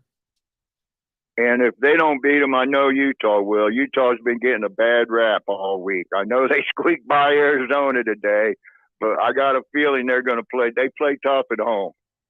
Absolutely. They won every home game. That is a tough place to play. Yep. I know. They're a lot better at home. Okay, Mark. Thanks a lot. Have a good show. Absolutely. Have a good night. Just get out of this. I messed up my shot here. There we go. So Oregon's got the ball. They're driving. Just started the second half. All right, let's get to our next caller. First off, though, would like to honor the super chat coming in from our guy, Bilal. Love you, Mark. Keep up the great work. Bilal, thank you so much for the super chat contribution. Appreciate that so much. And also, there's another one that came in. I don't want to miss that. I can find it. Oh, there's a couple more. Traveling Fools. Yo, yo, yo, yo, yo, yo, yo, yo, yo, yo, yo. I think I put too many yo, yo, yo, yo, yo's in there. Love the content. My Canes suck, but I'm used to it. Just love the game. Rock on, Mark. Thanks for the shows. Yeah, what a game. We didn't even get a chance to touch on that, but there are two teams that are way out of it at this point. Florida State comes back and beats Miami after Miami came back from 17-0 down to take a 28-20 lead. And then, yes, Florida State in the game between hapless Florida teams wins the big rivalry game. And there's another super chat in here. I got to track it down while I can because you guys know that I go crazy when I can't find it and locate it and post it. It's in red. There it is, I believe. Christ Savior 888. Thank you so much, sir, for the super chat contribution. We appreciate that so much. The good word for the tonight. Jesus Christ is Lord! Exclamation point. Thank you, Christ Savior 888. We appreciate your generous contribution there. All right. On to the next call here, the voice of college football with Oregon up now, 21-14. Welcome in. Who's on the line? It's George, Mark. George. Samford. That's my one word for you. Save me. I said I just typed in save me into the chat because I was holding my breath waiting for you to answer. That was a close one. You almost lost me. Although if he would have gotten that loss, maybe that would have kicked Mullen to the curb. That might have done it. I could have died. Oh, my God. Don't even get me started. Mark, I feel like a frog in a blender. You know what I mean? A frog in a blender. Oh, that's a pretty disgusting sight right there. Okay. No. I feel like a frog in a blender. When we were little kids, we had a joke. We used to tell each other, we would say, what's red and green that goes around at 3,000 miles an hour? And the answer was a frog in a blender. That's how I feel right now. I feel like a frog in a blender.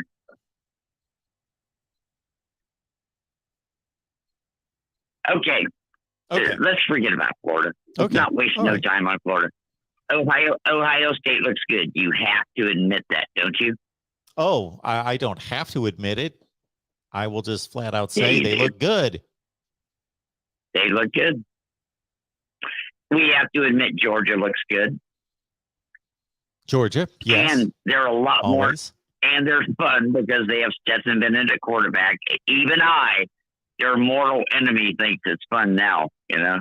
You like Stetson? I love this shit. Okay. I like Stetson. I don't want him back as my yard gnome. He's free. He's earned his right to be free. My God, what a guy. What a character. Did you see his post-game interview? I did not. Fill us in. It's good. He handles himself so well. I'm so happy for that young man. So that's two teams in the playoff in all probability. The third team, it'll be Bama. I was going to say or Texas A&M, but they're out. What's going on here? This is why I feel like a frog in a blender. I don't know what's going on anymore.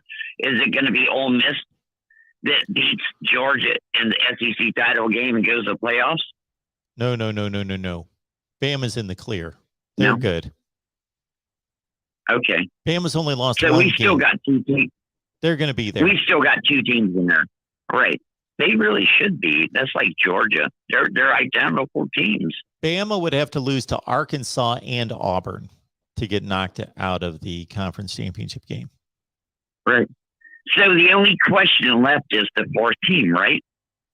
So I'm thinking it's Florida, but if it's not Florida, it's Michigan State. Well, George, the Florida part. That was Ohio State has tough games to play. Oh, you're right. They got to play Michigan State next week, huh? Yeah, Michigan State, Michigan, and a Big Ten championship game. Oh, my God. I was going to say that's going to be an epic game, but I bet Ohio State's just going to beat them, period. You know? Yeah, I'm pretty confident. Yeah. I think that Michigan State's a solid team, but I think Ohio State's just got too much. Yeah. When it gets to that level of competition, it's really about who's the best team. That's like when Florida used to play in Miami and whoever won the national title. Or maybe who lost. They were just the best two teams, period. And Ohio State's looking pretty good, man. Look, we can't lie. The Michigan State was awesome. The Michigan State game was awesome. These were some awesome games. Missouri versus South Carolina was awesome. There was a lot of good games today. There were. It was a great day. If you cheer for the Sanford Bulldogs, it was an awesome day. I was cheering for them, Mark, the whole game. I cheered for them because I want Mullen fired, you know. But we pulled it out in the end. We had to score 70 points to win, but we did it. 70-52 against Sanford. Wow. In 200 years of playing football, no one's ever scored 42 points on Florida in the first half ever. Today's the first day. There was a lot of records broken today in a lot of games. I noticed that. That was one of them. Were you guys playing like 10 guys on defense? Maybe that was the problem. We're getting deep down the rabbit hole now. I don't know. I watched the game and I'm still not sure. I told you I feel like a frog in a blender, you know, and chewed up and spit out the other side. Oh my God, Mark! Let's end on this note. Yes. My final thing I want to talk about: Florida State versus Miami. Oh yeah. Can you talk me through that one? Can you talk me through that game? I was like, this is the best shit I've ever seen in the history of the world. Well, I didn't see too much of it. Man. I watched the end of it. And you know what I came away from that game? This has nothing to do with either team, but I just saw it. I'm watching the Oregon-Washington State game right now, and I saw the same thing at the end of the Florida State game. You know that it was illegal just a couple of years ago to push a ball carrier from behind. But now you see, like at the end of that game, I don't know if you saw Florida State's winning touchdown. They basically snapped the ball to the quarterback, and they had two guys already behind the quarterback, and they're strategy was just to snap the ball to Jordan Travis and just push him across. So this has become a huge advantage to offensive. I just saw 2 seconds ago in this Oregon-Washington State game, Washington State throws the ball to a wide receiver, and by the time he catches the ball, they get 2 offensive linemen down the field that just push him. While he's being tackled, they just push him like another 4 yards. What's the coach of that team? I want to hire that guy. That's a good coach. This Washington State, here's a good story for you, Washington State, because they, you're not going to like this. As you well, I believe, know that the coach is suing the university and maybe the state because he was fired because he didn't get vaxxed, didn't take the vaccination. So he and his staff got fired. I saw that. That's a sad story. And Washington State has all these new coaches, and they're playing some good football. Well, that just goes to show you.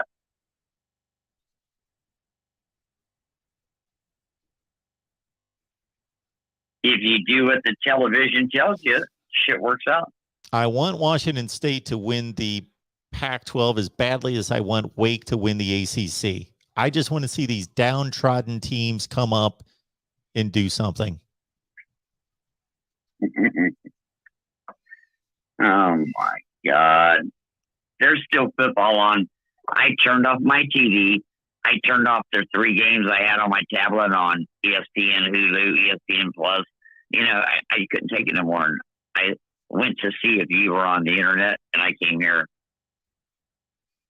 Every Saturday night, George. All my media is off. This is how I unwind after going around and around at 3,000 miles an hour. You know. All right, man. Let me catch up with these other calls, but I appreciate it. We'll see what happens to your boy Dan Mullen here in the next few weeks, and Florida State's coming up in 2 weeks. Well, before I've that, been calling for his head for a few weeks now, so it's getting down to the nitty gritty. They're going to either ruin our recruiting by not firing him, or we're going to go through another year and become like Georgia used to be or something. There you go. Hey. All right, George. Remind everybody. Yes. Remind everybody if they never do anything else for your channel ever, if they'll just use your link to Amazon, that's it. That would add on, lifelong residuals.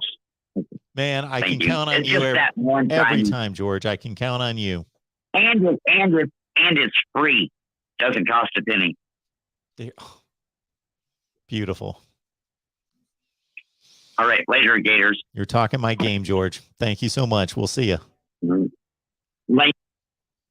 So just as George had said, we know you're shopping on Amazon. That's all there is to it. This Amazon deal, they're an up-and-coming company. I don't know if you've heard of them, but I understand that they're just moving ahead, leaps and bounds.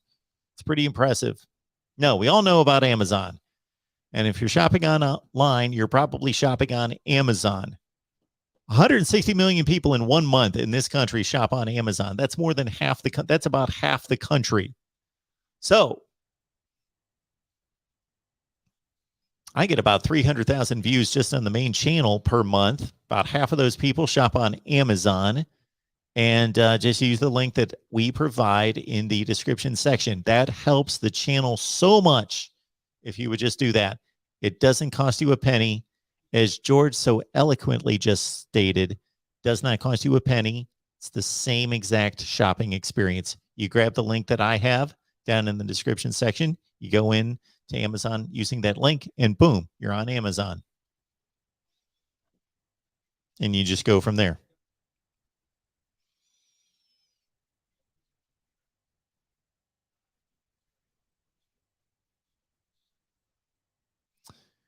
Next up here, the voice of college football. Who's on the line?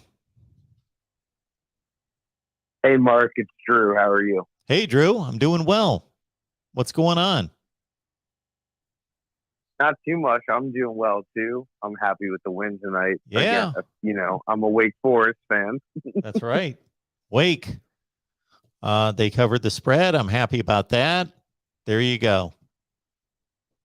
I took your boys tonight. So, Yeah, definitely. It was a fun game. I'm really happy we got the win, but now I'm watching this Oregon game, so I'm pretty interested in that as well, especially for just Wake generally. But I don't know. What do you think about Oregon right now? Well, I do not think that Oregon's anywhere close to being one of the 4 best teams in the country, but if they win their conference and only lose 1 game, they need to be seriously considered. I think that they're a top 15 team in the country. I think that the Pac-12 is awful. I think that's been proven in a number of ways. But Oregon has that 1 win, and it means a ton, and rightfully so. But all you have to do is look at Oregon's schedule, and I've seen them play a number of times this year, is they continue to play teams that are, I don't know, what's Washington State, the 50th best team in the country? And they've got a long list of games like this against Cal and Arizona and Fresno State and teams like that. UCLA is probably their best win. Maybe it's Fresno State, and they're both what? They're top 30 to 40 teams in the country. So I don't think much of Oregon. I think they're a good team that should not be in the playoff based on how good they are. Now, if they earn it, they earn it. If they win the Pac-12 and only have 1 loss, I've got no issue with them being in the playoff. But I don't think they're reasonably good enough to be in the playoff, if you follow me. I'm good with them earning the playoff spot, but I truly don't believe that they're a top 4 team in the country. No, I agree with you. All right, I have a question for you as a Big Ten guy. Am I a Big Ten guy? I'll just be honest. I'm an everything guy. Well, you know what I mean. Okay. All right. Yeah, of course. You're the voice of college football, Mark Rogers. There you go. We all know that. Not the voice of the Big Ten. I would say that might be your specialty, though. That's why I'm interested in your take on this. I think I had a specialty. But anyway, all right, go ahead. I meant it as a good thing, for sure. But I look at Michigan, and they got a good win, but where are you on the hardball thing exactly? I'm curious. Okay. What would I do, or what do I think they're going to do? What would you do? What would I do? Okay. So Jim Harbaugh can win all sorts of games, and if he can't win a championship, he eventually needs to be shown the door because he's at a school and being paid at a level, well, at least up until this past off season, he was being paid at a level that you demand championships. And obviously, he's not been able to come through. Okay. However, there was given to him almost a reset in the offseason, and he revamped the coaching staff, and this Michigan team is good. They're better than Oregon. They're not necessarily one of the 4 best teams in the country, even though Dan Orlovsky during the game, and I like Dan Orlovsky's analysis during the games, but he said during this game, he said it a few times that he thinks Michigan's one of the 4 best teams in the country. I don't know what he's watching. I don't think they're that good, but me neither. So if I'm running the show, if Michigan plays well against Ohio State and loses, I would not fire Jim Harbaugh. However, we would have to win a championship next year for him to keep his job. If they go 11-1, let's say Jim Harbaugh wins next week, loses to Ohio State. I'll throw a score at you. They lose, 37-27. It's a reasonably competitive game. I would not fire him. He goes to a good bowl game. We go into the offseason, and then I don't know that I would say this to him, but my expectation next year would be we have to win the Big Ten championship.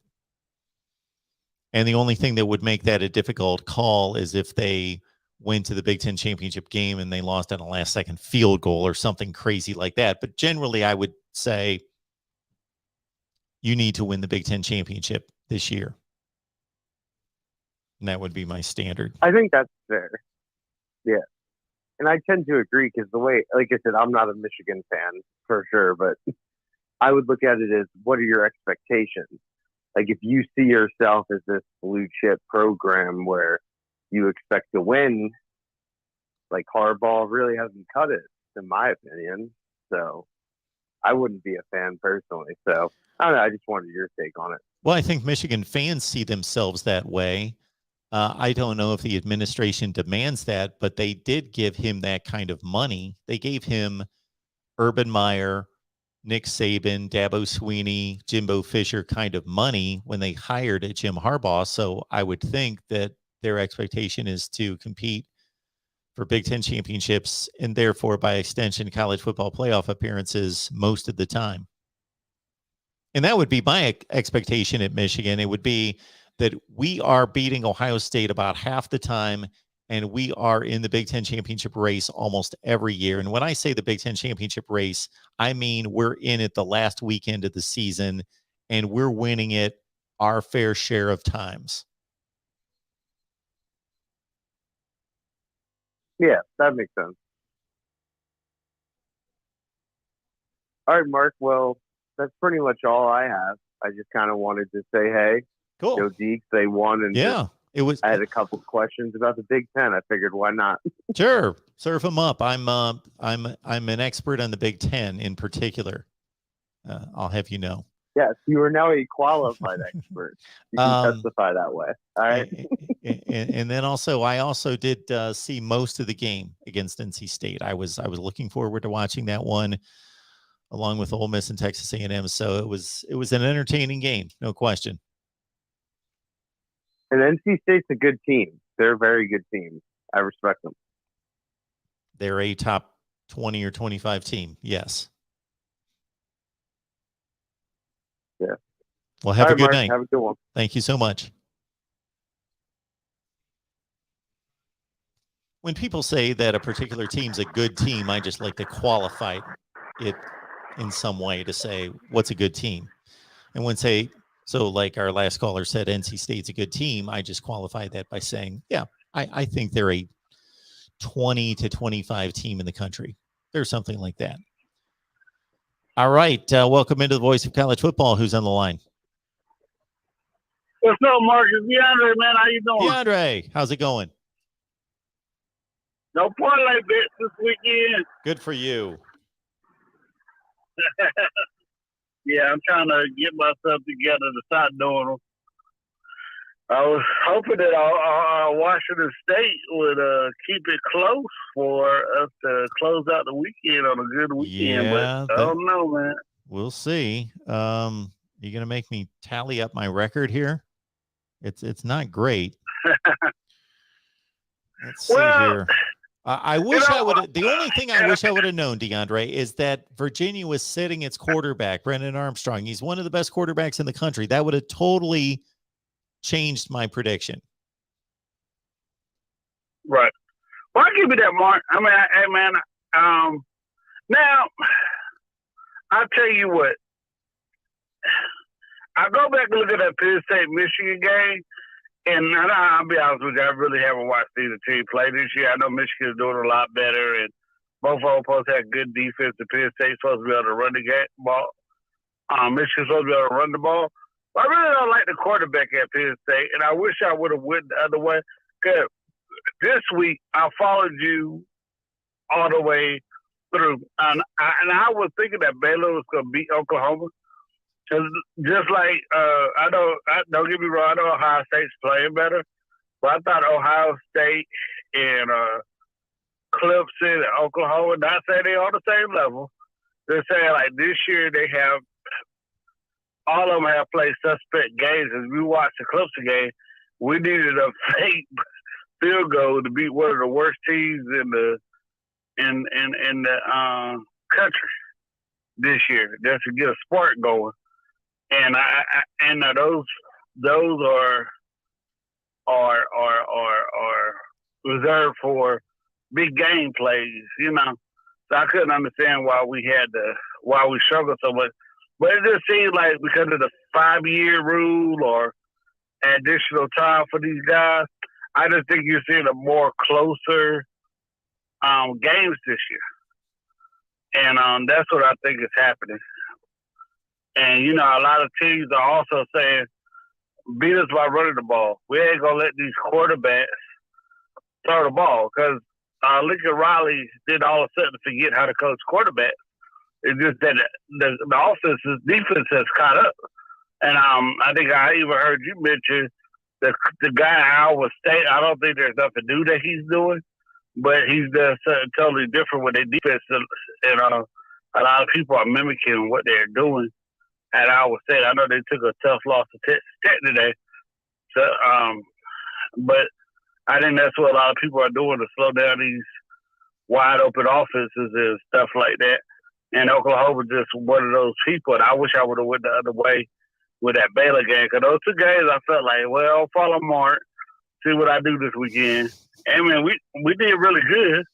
But, you know, I just wish I would have went the other way. Oh, we didn't do that good. Games, I just counted up, man. Yeah. I got off to a nice start at noon, but man, that Penn State game really annoyed me because they should have won that game. Right. But right. Yeah, I'm 7-8 right now with this last game. So yeah, some of these late games hurt me. Texas A&M lost, of course, and Kentucky couldn't cover 21 and a half against Vandy. Yeah, TCU. Yeah, TCU got hammered. Yeah.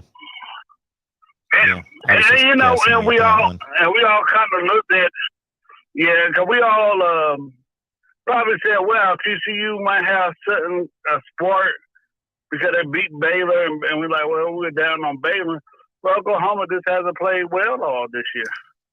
I mean, they really haven't. Just like Oregon, they beat Ohio State, but some of these teams are not really playing that well this year outside of Georgia. Georgia's just hammering everybody that they play.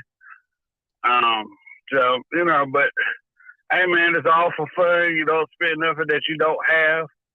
And that's it. That's anybody. And if you can't spend the money to play, you know, don't do it. I mean, you know, yeah, it's fun. It's nice to call you up and say, hey, man, did you see that? Man, we almost got it. And that idea of what we thought, why we thought it.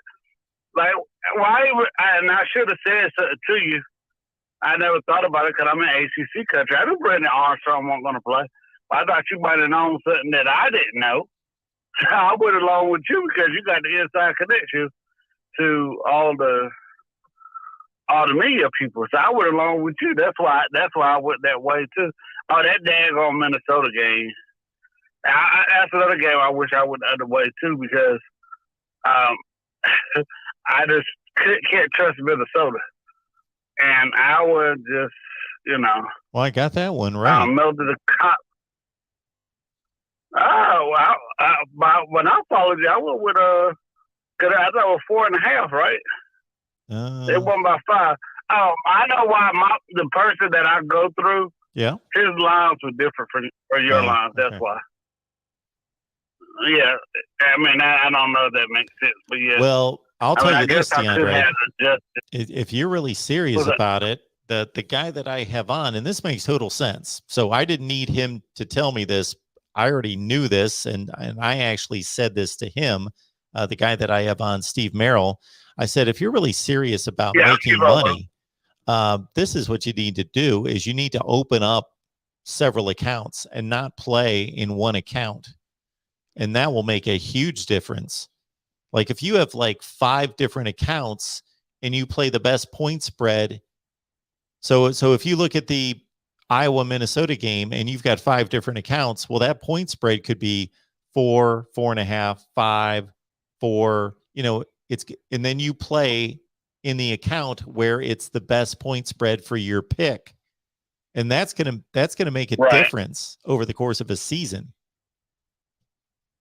Oh, okay. I got you. Yeah, I think that's what killed me. I think that's the only one that I was off with. But like I said, those other games, I mean, it is what it is. But like I said, I don't know what Vegas was thinking or whoever set the lines. Like when I saw Rutgers, Indiana, 7 points favored by Indiana. I mean, Rutgers is not a bad team. I thought they were capable of staying within. And neither team doesn't seem like they could blow out either team. But I know Rutgers blew them out today. But I just thought that that point scare was kind of high, 7 points. Yeah. And there was another one. What was the other game I texted you about? There was another game I texted you about that I thought was kind of crazy. Let me look real fast. And there was another game that I was just like, man, why do they have that point spread like that? But it is point spreads this year have been kind of crazy. ECU. Well, I took the money line games, and I took ECU over Memphis. I was just luck. I mean, ECU, and I went to school there. They playing better. That was just luck. I don't know how they won the game. I know they won, but I had put the money on the money line. And for some dumb reason, I picked Louisville to win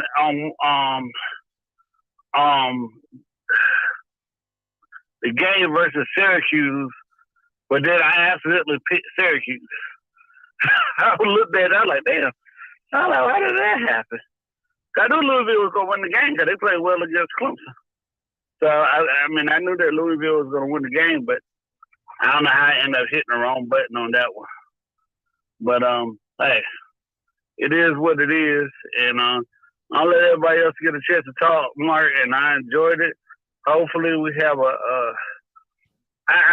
and Georgia don't win the national championship this year. I don't know when they ever win one. And I don't think nobody can compete with them. I think they're going to smash Alabama if it's Alabama in the SEC championship game. I mean, I'll let you go after this. I don't really talk to the Miami guys that much. But, man, I love seeing Miami lose, not because I hate Miami. I love the passion that they have for the game. And when you see them get their host dash like that, because I just thought it was so unnecessary at the end of the third quarter for them to run on the field and stomp on Florida State's what's-it-call-it. And, all you did, you can't bet, but you haven't won the game yet. And I love when they get the hype and talking all that junk with the U back and them in Texas, man. I wish I would have put money on Texas. I think it was plus 600 for Kansas to win at one point. I wish I would have put money on that one too. Yep. I love watching those games. All right, man. But all right. I appreciate the call. All right, DeAndre. Have a good one. All right. You too. All right. Yeah, I didn't hear or see anything with the Miami players and whatever they did on the field, stomping on the logo. Yeah, I think that's always stupid, classless, moronic. Doesn't prove anything. Doesn't prove you're a man to go stomp on somebody else's logo. Play between the whistles. That's when you should prove to be a man. I see enough players that shy away from tackles, shy away from contact, and do that. That's when you should be proving to be a man. Between the whistles, hit the guy in front of you. Do that. Don't stomp around after you make a play. This is another thing that drives me crazy about football nowadays. And I think one of the reasons why these guys get away with it is because they only play a handful of plays. You got defensive linemen who are playing 15, 20, 25 snaps out of 80. You've got defensive backs doing the same. You got wide receivers. We used to never see this in football where a wide receiver catches a pass, he taps his helmet, he walks off the field. Like, I'm tired. I just caught a pass. I had to run 25 yards. I'm tired. And you see sometimes crucial key plays in the game, and you wonder, where's our best wide receiver? Where's our best running back? Oh, he's on the sideline.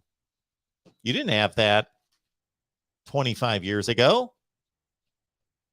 And no wonder they've got so much energy to every time they make a tackle or make a 6-yard run to stomp around and dance and throw the first down and go nuts and stomp down the field. This is another thing that I love. And when I say I love, I mean it looks ridiculous and it's pathetic.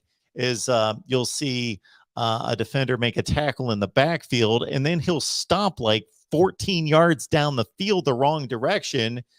And especially you'll see a receiver sometimes he'll make a catch and he'll lose track of, okay, there's only 14 seconds left in the half, you moron. Stop making first down signs and get your head in the game and get ready for the next play, you idiot.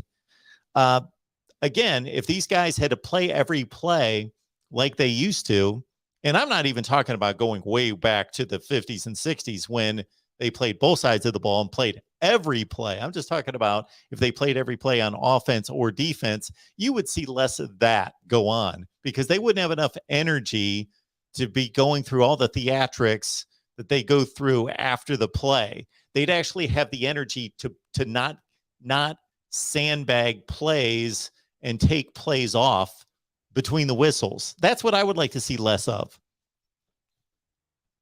And if I see another receiver who goes crazy about making an 8-yard catch after he just dropped 2 passes, I would go crazy if I was a coach. I'd be like, you moron. You know, don't be celebrating this 8-yard catch you just made. You don't drop the other 2. I saw more drop passes today. And these guys aren't perfect. They shouldn't be perfect or expected to be perfect. But I'm not talking about fighting the defensive back for the ball and not catching it. I'm talking about just flat out just drops. I must have seen 30 today. Just guys just dropping the ball. And then they'll drop another one. And then they'll make a decent catch. Not a great catch. Just they'll catch the ball. And they'll go crazy like they've done something special. Okay, you just caught 1 out of 3. I'm not necessarily considering that you being good at your job at this point. It's crazy. All right. Whoa. Super chat, Mike Williams. Thank you, Mike. I know that this has not been a good day for you. Your team blew an 8-point lead in the fourth quarter. It looked like you would come back to take the game. And that was a tough one to take. So, Mike, I appreciate you being here, and I appreciate the Super Chat contribution. Thank you so much for that. And Mike, again, right there, thank you so much for that. That is so very nice of you. Thank you for supporting the channel. And I hope I did not miss any other. I don't believe I did. So I will take a call in just a second. Stand by. I just want to make sure.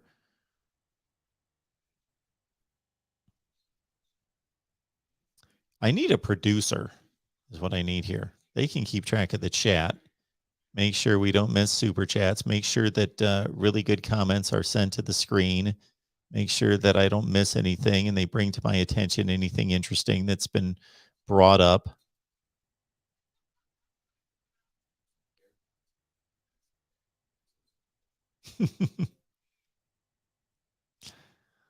Mark Thibodeau, does Michigan have a chance to finally beat Ohio State? Sure they do. They've got a chance. They've got about a 25% chance of winning. They are playing at home, and those 2 defensive ends, as one of the callers pointed out earlier tonight, Ajabo and Hutchinson are a problem. They are a problem.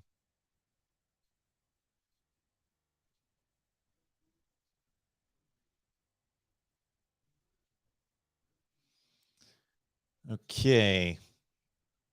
Let's get back to the phone lines. And I'll remind everyone, when you shop Amazon for Christmas and otherwise, please use the link in the description section of any of the videos. Go to the description section, put that Amazon link somewhere where you will remember it.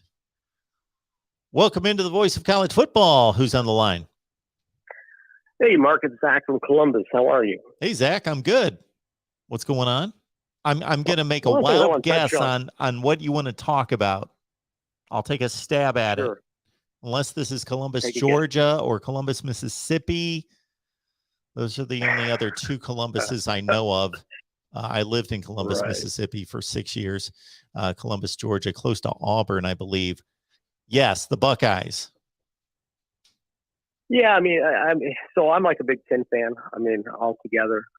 Growing up, a big Ohio State fan, but as learning, like I told you this before, but learning about the history of the Big Ten and all the great history and teams there, I'm a fan in general of the Big Ten. And one of the things I want to touch on that is, I think it's quite overlooked. I think your buddy at the Michigan podcast has covered it once or twice, but even he it doesn't pay too much attention to it, even though he's covered it. And we've entered a new era in college football with the name, image, and likeness.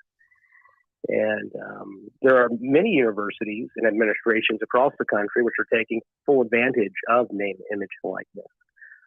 And this is the point here I'm making is Michigan fans out there seem to think that, well, we fired Jim Harbaugh, we're going to find some golden coach out there that we're going to bring him in, and that coach will finally be able to win championships. Well, be careful what you wish for, because you could just as easily return to the Hoke and Rich Rod era as easily, just as easily, maybe more so easy to do that than it is to go win championships. But one of the things that the University of Michigan is not doing is they're not taking full advantage of name, image, and likeness. And this is, like I said, it's been touched on. The administration basically has curtailed. They're basically not taking. They're not allowing boosters. Like, for example, Ohio State, Quinn Ewers. He makes $1 million, right? You're not going to find that happening at Michigan because the Michigan administration has curtailed, in large part, what Michigan can do to bring in recruits. So until the administration changes to some degree and fully, because honestly, there's schools like Michigan and Texas and Miami and USC have resources and they have the boosters. And these teams have been, over the last decade have been struggling, but they have the resources to bring in the talent. But it's going to require their administrations to allow their boosters because like Michigan, you ask a lot of people, Michigan is the number one public university in the world. It's measurable, it's evident, academically, and they're not utilizing what they should be. So the point is until they start doing that, it doesn't matter what coach you bring in until the administration changes its rules. What are your thoughts? Well, I do see where Michigan is recruiting under Jim Harbaugh better than some teams that are achieving more than they are. So I think the talent is close to what it should be to be able to compete for championships. I've heard the same thing about the NIL portion of it and the stance that the university is taking. I don't really understand it because I don't think it's a case of them taking some kind of moral or ethical stand that I would agree with. I think it's a free marketplace and we live in a capitalistic country, which I'm glad of. And that should be taking advantage of it. And they're not going to change the system. They're not going to change the rest of college football. So if you're not going to play by the rules and take advantage of what's been put in play, then you put yourself at a huge disadvantage. And I don't know what hill they're dying on from an ethical or moral standpoint that they would do that. I've not. They're being trepidatious. They're claiming that they're being careful, that they're waiting for national legislation to further define things. So I don't know what it is. I don't want to go into politics. I don't know if it's just liberal and they don't believe in exceptionalism and they don't want any unfair advantage. I don't know. I don't know what their deal is, but they're sitting on a gold mine and it's not being tapped. They're curtailing. The administration is curtailing it. And like I said, Michigan fans, doesn't matter who you bring in as coach until the Michigan administration decides to fully utilize what is out there disposal. You may not, things may not change a whole great deal, no matter who you bring in as coach, because that coach, no matter the pedigree he has, is going to be limited to what he can bring in because the administration has made these crazy policies. Outside that, I think we have seen C.J. Stroud develop early in the season. I was one of those callers calling in and not too happy with his performance, and you once again proven right over the course of the season that he seems to be developing quite well. I do think that the Hutchinson and Adabo, they're going to give him a fit. I think that I watched the Penn State Michigan game today, and if Michigan plays the same way they played against Penn State today, I don't think they're going to be able to defeat the Buckeyes. They've got to find some kind of spark on offense. Cade McNamara is a great QB game manager, but he is not a playmaker. He does not extend the plays. He doesn't. I think in today's college football, you have to have a playmaker at QB. And honestly, my assessment is if J.J. McCarthy does not develop into that playmaker, that element that can elevate this offense to the next level. I'm a Jim Harbaugh fan, honestly, and I think that it may be over for Jim if J.J. McCarthy isn't that next step, because I don't think McNamara, unfortunately, he's a great game manager. He's very efficient. He doesn't make mistakes, and he gets Michigan in the positions to win games, especially against weaker opponents. But once you get into November and you start facing the Michigan States and the Penn States and the Ohio States, all of a sudden, game manager isn't going to do it. You're going to need a playmaker. And hopefully J.J. McCarthy is that playmaker. And if he is, I think Jim Harbaugh, can take Michigan, and if the administration helps him and kind of cuts the red tape, Michigan over the next decade could have a fantastic next 10 years. But it all depends on that administration and how well they're developing J.J. McCarthy. Anyways, I'm going to get off the phone. Thank you for taking my call, Mark. You do a great job. You keep up the great work. Thanks for the call. Appreciate it. The one thing I will say in Cade McNamara's defense, and I'm not seeing this out of him in any other game, but he has proven in one game that he was capable of playing the position at this level, and that was against Michigan State. So what I saw in that game is something that Cade McNamara was able to do that we've not seen C.J. Stroud be asked to do, or because of the quality of play from his wide receivers, he doesn't have to, and that's throw the ball like an NFL quarterback. And what I mean by that is that against Michigan State, if you look at the throws that Cade McNamara made in that game, there was tremendous accuracy, anticipation, and throwing the ball with pressure in his face. And you get a really good feel for that, at least I do, when they show the camera angle from behind the quarterback. That's ground level when they drop the camera near field level, and you get to see the plays and the throws from behind the quarterback. And some of the throws that Cade McNamara made against Michigan State, I've not seen C.J. Stroud make. And I'm not saying that he's not capable of making them. He doesn't have to make them. Go through an Ohio State game and watch the throws that C.J. Stroud makes. His receivers are so good, they're open. He makes two kinds of throws. He makes the throw when one of those three great receivers he has in particular are just open. They're just open. They've got, for what is in the college game, open, meaning 2, 3, 4 steps. It's not NFL open, which means like a half a step, and it's not high school open, like you've got nobody around you. They've got a couple stride lead on the next guy, on the coverage guy, and he's got an open receiver. Or he just throws up a 50-50 ball and expects Olave, Jackson Smith, Najigba, or Garrett Wilson to pull it down.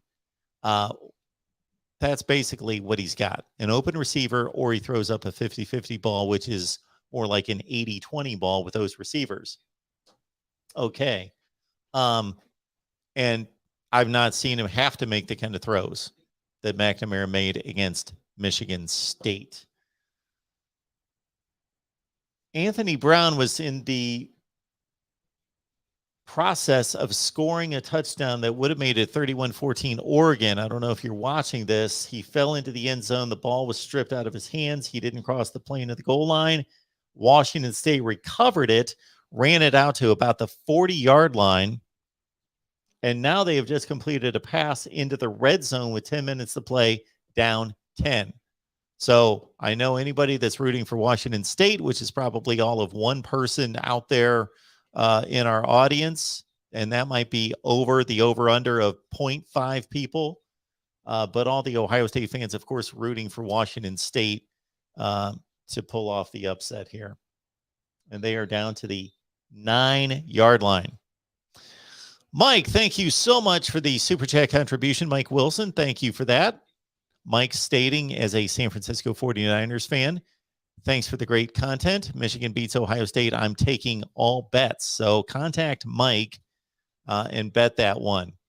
I will line up for that one as well.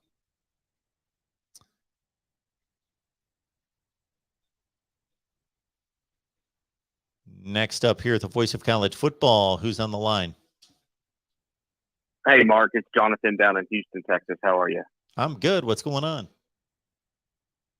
Not much, man. So I'm down in Houston, but my family's all from Ann Arbor, so I'm a Michigan fan. Okay. But I do want to say something about Texas. It is fans down here are not happy.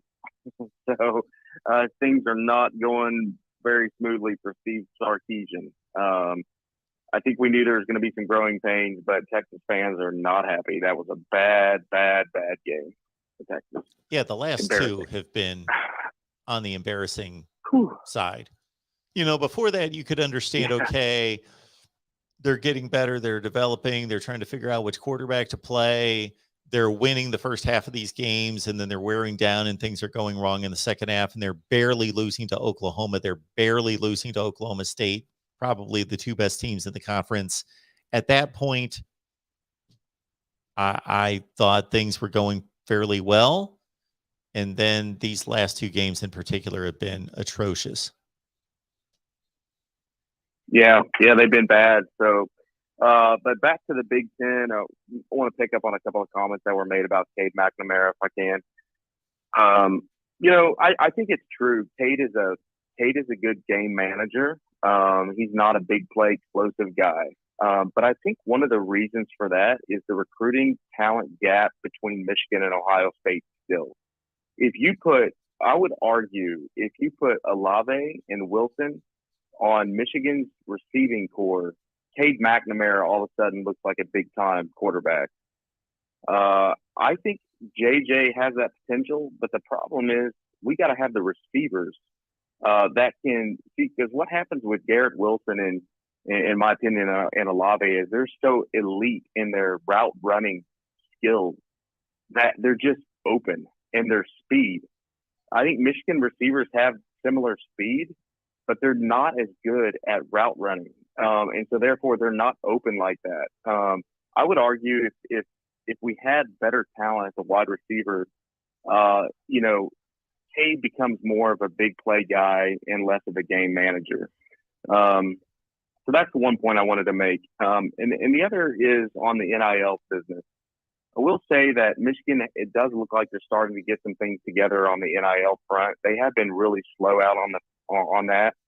But it looks like that's starting to come together, and I think it does need to come together. I think it's very, very important. There's still a recruiting gap, talent gap between Ohio State and Michigan, and I don't see that rivalry really, really becoming a thing again until that gap closes. And honestly, Mark, I'm not sure how it closes. And so I want to get your thoughts on this, and I'm going to jump off here and let you comment on this, but I want to know, how does this ever change, right? I mean, if Ohio State is going to consistently be bringing in top 3, top 5 classes, and Michigan's bringing in 12 to 15 in that rank, I think the gap between a top 3 class and a top 15 class is pretty massive. And until Michigan can close that gap, I just don't see that game being consistently competitive. It's not to say that Michigan can't win this year. They can. If Michigan plays a perfect game, and they will play a better game, just like they got up for the Michigan State game. they will play a better game against Ohio State. And with those two defensive ends, C.J. Stroud's going to have some problems. But again, Michigan has to play almost a near perfect game for them to come out of there with a victory. So what are your thoughts on how Michigan can close that recruiting gap? And would you agree with my assessment here that unless that gap's closed, it's just not going to work out for Michigan? And I'm going to jump off, let you talk. Thanks, Mark, for your show. Appreciate you, man. Thanks for the call. Appreciate that. So the first point you made about Cade McNamara versus C.J. Stroud, ironically, I don't know if you heard, but I pretty much laid out the same thought process verbatim before I took your call, just in regards to McNamara and Stroud and them playing with just a completely different deck of players that makes the difficulty of the throws that they have to make so much different. All right. In regards to Michigan becoming an elite and passing Ohio State or joining Ohio State at the top of the Big Ten, yeah, there's a difference between a top 5 class and a top 15 class. If you look at the players that are signed and recruited and signed at that top 3 to 5 level versus top 15, there is, it's almost like the rankings from in terms of most years in college football, where the top teams are separated from the rest of the pack. And then once you get to that 15 or 18 range, the next 20 to 25 spots, both in rankings on the field and rankings in recruiting, are narrow. So there's not nearly as much separation from 15 to 25 if Michigan's pulling in the 15th rated class in the country between them and whomever's at number 25 as there is between Ohio State at number 1, 2, 3, 4, or 5 and Michigan at 15. So there's a decided talent gap. And then you have to multiply that by at least 4 because you've got 4 classes on the roster, 4 to 5 classes on the roster. So it's multiplied 4 to 5 times. And that's where you see the talent gap between these two particular teams. For example, in the NFL draft last season, I don't remember the numbers this past season, but in the 2020 NFL draft, Michigan matched Ohio State with 10 players drafted. The difference was that all of those Michigan players were drafted in the 5th, 6th, and 7th rounds. The majority of the 10 Ohio State players were drafted in the first 2 rounds, including 2 of the top 3 players in the NFL draft and 4 first-rounders. So that's decided. Okay, what does Michigan do about that?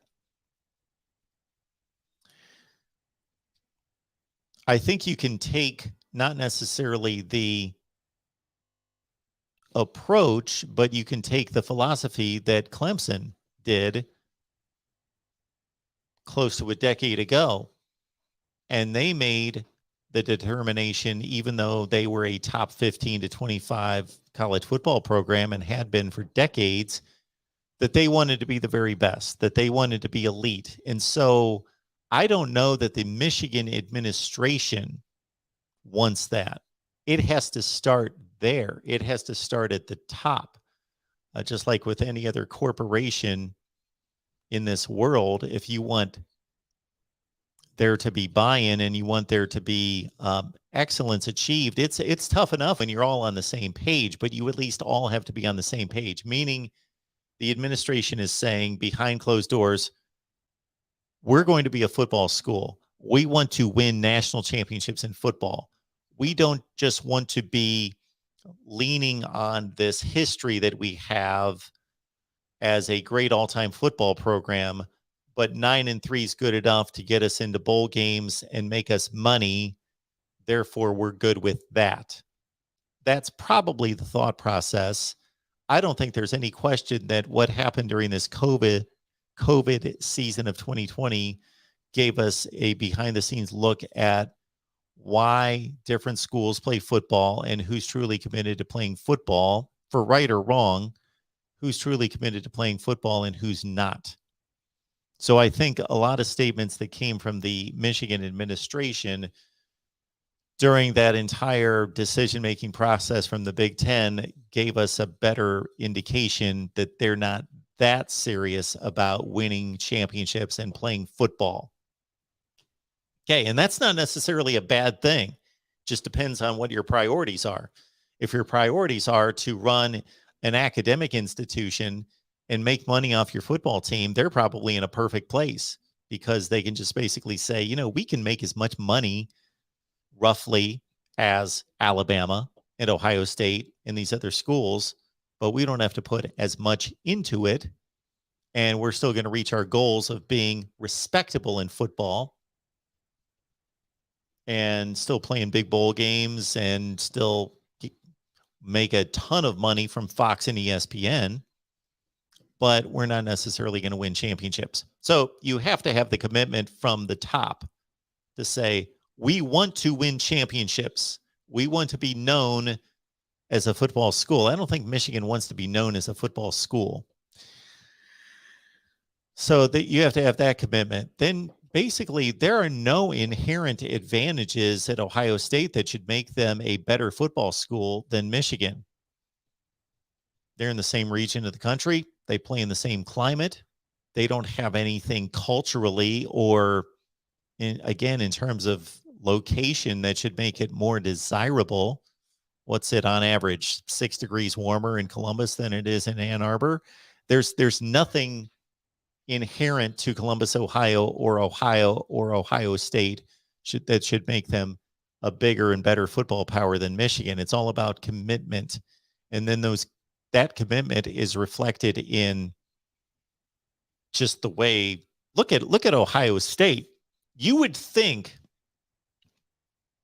that Ohio State's losing this series 15 of the last 16 years or whatever the number is. I've lost count ever since 2004, whatever, 2004 to 20, 17 games.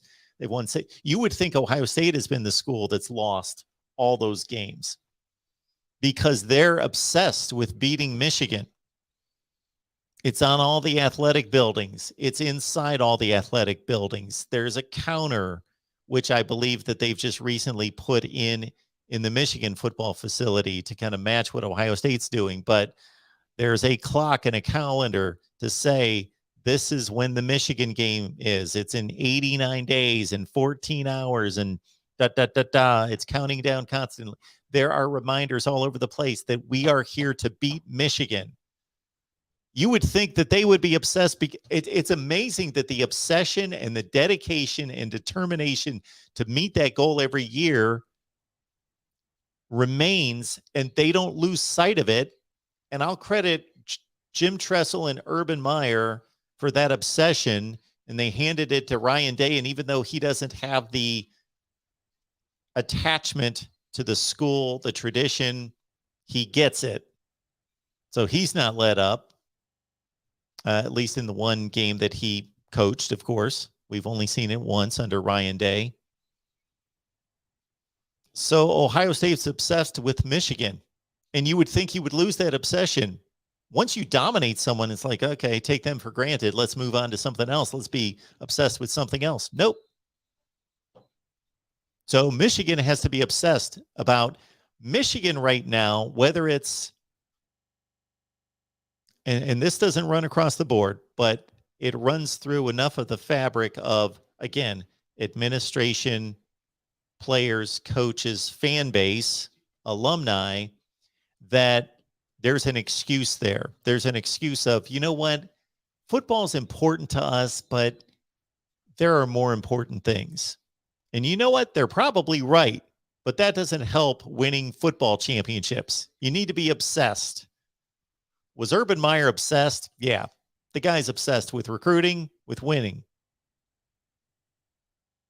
So it takes that kind of determination, grind, and dedication. And I think Michigan kind of looked down on that, actually. They looked down on that as, yeah, we want to win in football. We want to be really good, but, you know, that's kind of beneath us. We want to hold to our academic higher ground. And you can still have a great academic institution, which Ohio State does, which is much better than it's been decades past. But bottom line, I will wrap up my soliloquy to say Michigan needs to be obsessed with winning. All right. Oregon has possibly sealed the deal with a touchdown with just under 6 minutes left to lead 31-17.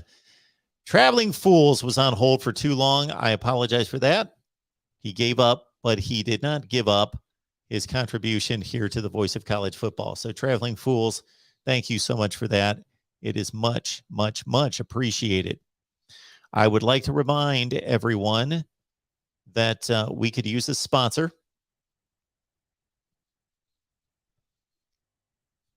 Here at the Voice of College Football. Let's start with one. It would be great to have 5 to 10, but we'll start with one. So if you yourself, your business would like to sponsor here, contact me at MarkRogersTV at Gmail. You can always contact me at MarkRogersTV at Gmail for sponsorship here. Also, we have acquired one writer. We would like more at the voiceofcollegefootball.com. So go to voiceofcollegefootball.com and you'll be in contact with me if you would like to write for us. And again, this seems like I apologize if I seem a bit flabbergasted or if I just don't understand why this can't be a viable way for us to really grow and build the channel. Is that everybody who shops on Amazon, who watches our channel, should use the link that we provide, and it would help us immensely.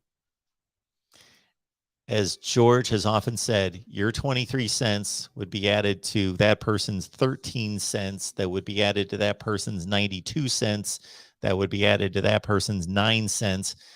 And that 9 cents or 92 cents is not coming out of your pocket.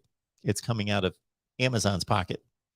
So please use the link in the description section. It doesn't cost you a penny, and it's the same shopping experience.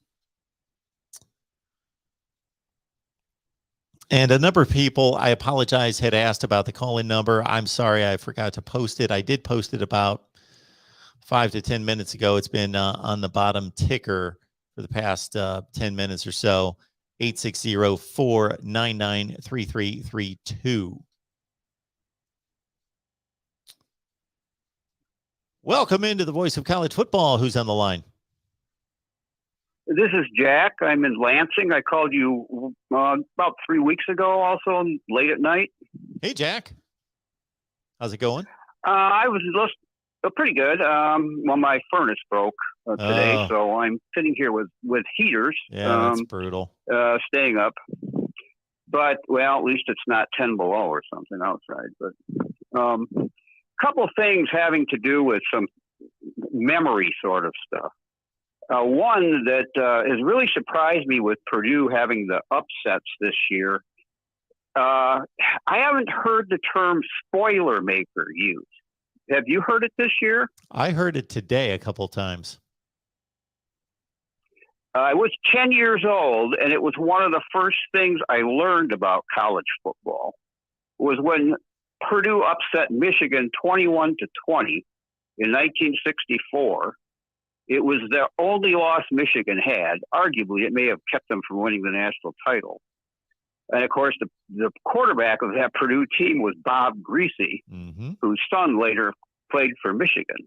So I just thought it was so odd to have such a wonderful example of why they were called the spoiler makers.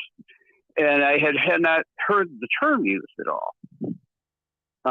Another memory thing that really kind of, I don't know if it's memory or maybe I'm the only person in my cave here who's aware of it, but we were talking about the Michigan administration and the idea of hiring another coach or getting rid of Harbaugh.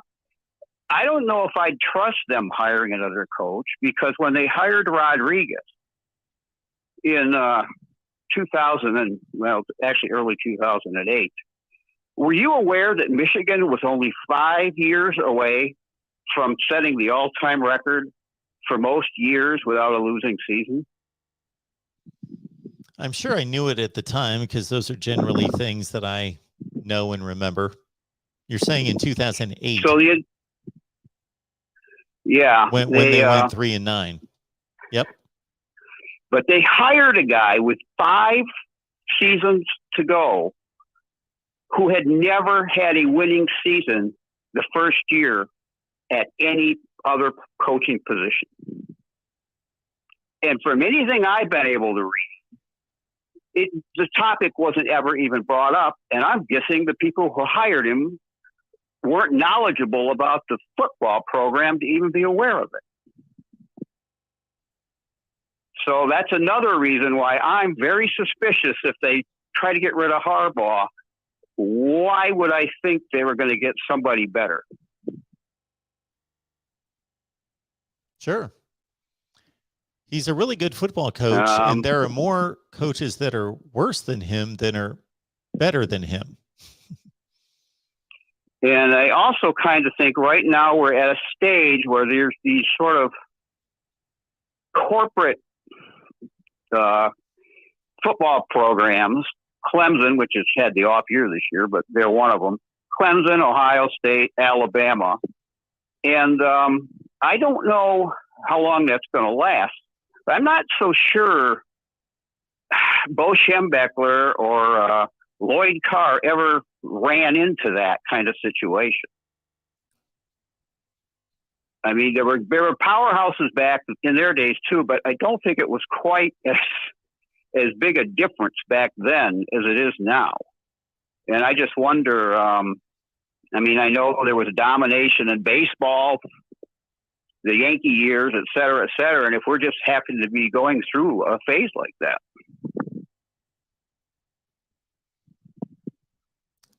Yeah, well, we certainly have the last 7 years, and I think that this playoff format that limits it to 4 teams kind of continues to extend that, because the perception, and it's a pretty real perception by the top players in the country coming out of high school, is that there's only 5 or 6 teams that can make the playoff. Yeah, and it's all, well, you may have some really good points about the ones who don't have their heads in the game, et cetera, and which I think maybe goes hand in glove with some of that sort of cultural approach to things. But anyway, I just really enjoyed the show a lot, and you were talking about some stuff that I was kind of interested in, so I thought I'd give you a call. Absolutely. Call anytime. I appreciate the call. Bye. All right, let's keep it going here at the Voice of College Football with Oregon up 31-17. Washington State's on the move, 3rd and 1. 4 minutes left. Welcome in. Who's on the line? Hey, how you doing? It's Mike Wilson. Hey, Mike. I see all these comments here. Very good. Good stuff. Right. Hey, you know what? I just want to say this. You know, if you think about it, everybody had a gripe. You know, Cincinnati had a gripe, right? And so Cincinnati goes out. They play on a weekday, right? So everybody's watching, right? Yeah. So what does Alabama do? What does Ohio State do?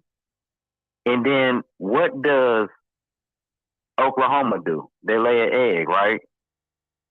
So if you think about it, Georgia, Alabama, Ohio State, Michigan. Now, between Michigan and Ohio State, Michigan wins that game.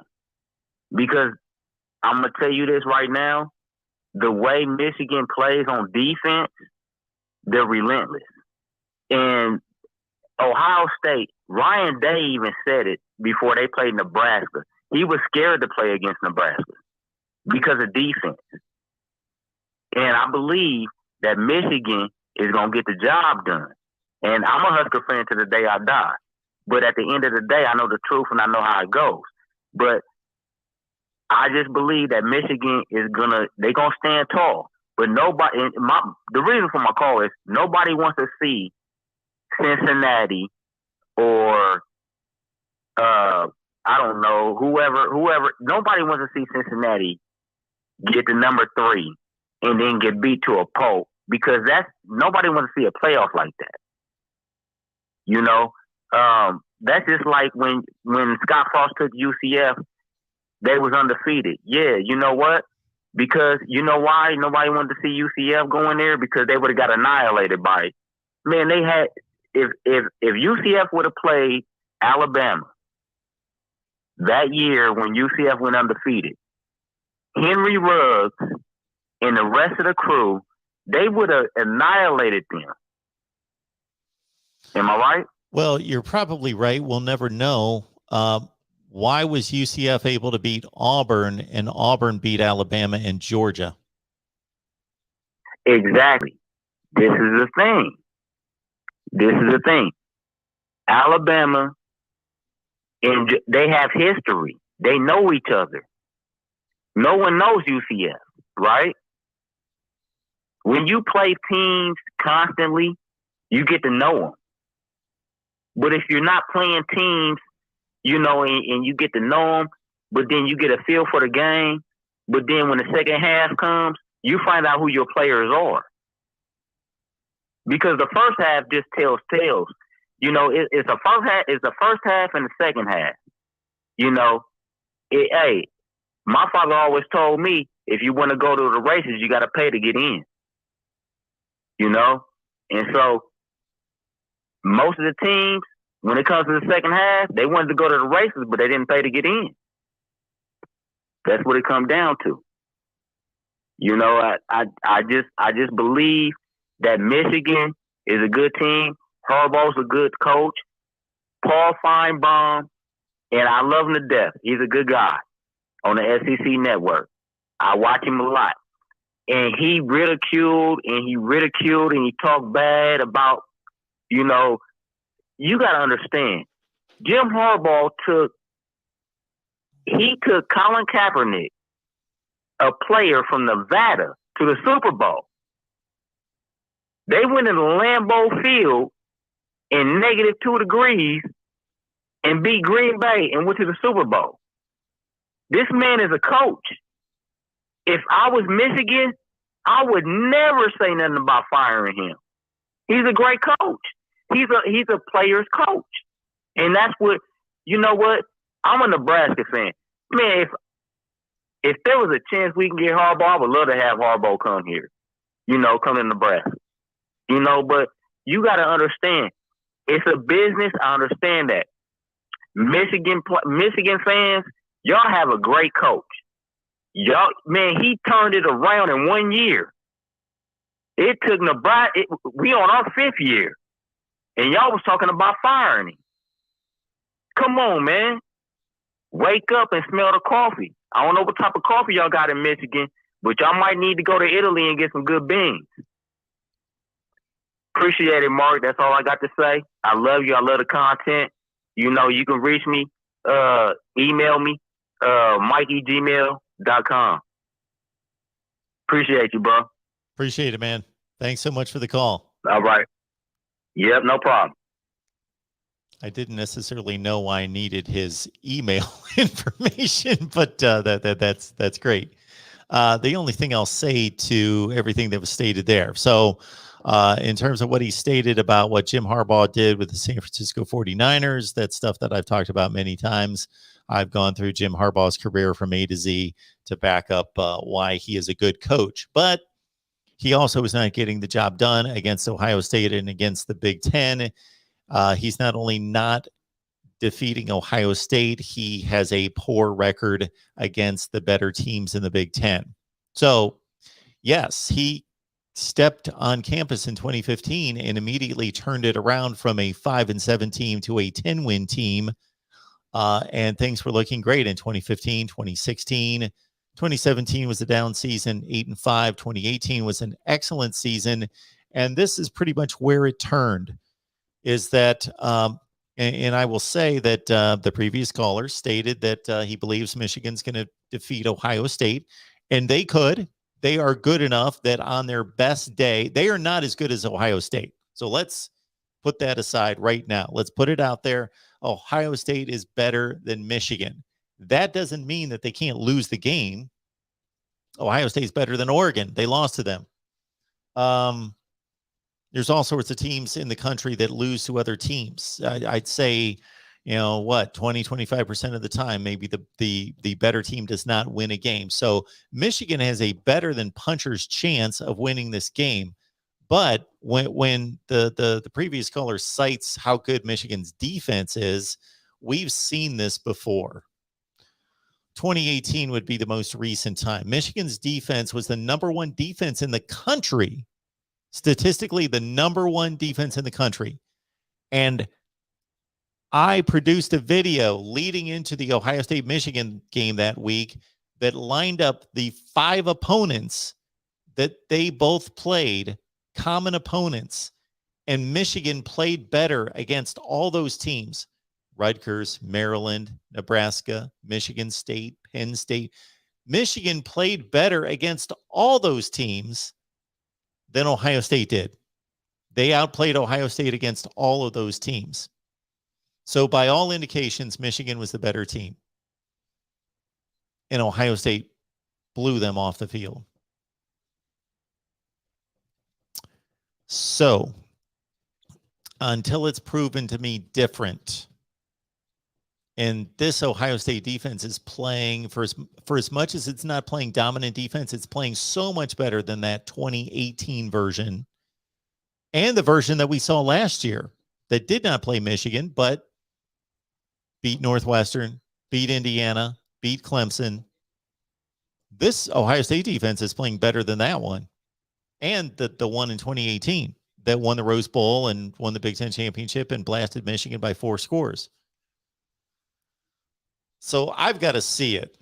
I've gotten to the point with this Ohio State-Michigan deal. And for all the people that are reminding me that Michigan beat Ohio State in 2011, I'm well aware of that. I can recite the score of every Ohio State-Michigan game for the last 50 years. So I don't know what I said. I think it was misinterpreted. I stated a number of times Ohio State has won 16 of the last 17 going back to 2003. 2004, Ohio State won. They've won every game since except 2011. They won 16 of 17 or 17 of 18, whatever the number is. They've only lost once. So, yes, I'm well aware. I think for some reason people needed to say Mark and remind me that Michigan won in 2011. I'm well aware of that. 40-34. Denard Robinson was the quarterback for Michigan. Braxton Miller was the quarterback for Ohio State. Yes, I know all that. I've got these games memorized, believe me. Not intentionally. Yes. I've watched them over and over and over and over and over. Yes.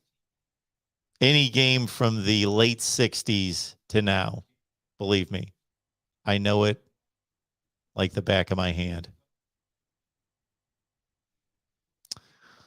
All right. More callers coming in here at the Voice of College Football. Who's on the line? Hey, Mark, I forgot to ask you my question. Okay, George.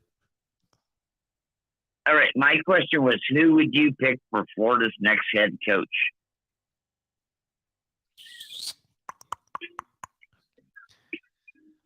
My next coach would be, well, I really like Luke Fickell and I like Mel Tucker. I think I would take Luke Fickell. Everybody keeps talking about Kansas City. Everybody keeps talking about Kansas City's offensive coordinator. Oh, okay. Well, I'm not really delving into. I don't even know who their offensive coordinator is offhand. If I looked him up, I'm sure I know who he is. But who is? I know. That's why I say I feel like a frog in a blender. I can't keep up with it. Coordinator. Oh, Eric Bieniemy. Yeah. With the nickname by Chris Berman, Sleeping with Bieniemy. Eric Bieniemy, yes. Colorado running back, great offensive coordinator, Kansas City Chiefs. Okay. Yeah, he's highly thought of. Yep. Could he go into living rooms and get us a number 1 class? That I don't know. I don't know if he wants to coach. on the college scene. I just know he's well thought of. Hey, you remember Leonard Skinner, right? I try not to remember them. What was that other group's name? There was another group, but back in the 70s, they started making rock and roll songs that were like 7 minutes long. Yeah. That nobody would let you do that. They had to be 4 minutes long. You know what I mean? Yeah. Where are we going with this, George? George, you're violating our rule of one call a night. Call me next time about Leonard Skinner, or better yet, call me next time and don't talk about Leonard Skinner. I'm talking to the chat. I was in the chat earlier tonight, and I mentioned get into the chat, George, and call. Call next time. I'm talking about your no. I'm talking about your bumper. I'm talking about your bumper music. You need to fix it, man. You need to go with Too Short. You should call them. They will hook you up. They have a 10-minute song you can use as a lead-in. It's called Freaky Flame. George, you know, anything you mentioned to me on the phone, I don't remember 3 seconds later. So it's got to be written somewhere for me to remember. Write this down. Freaky Tales.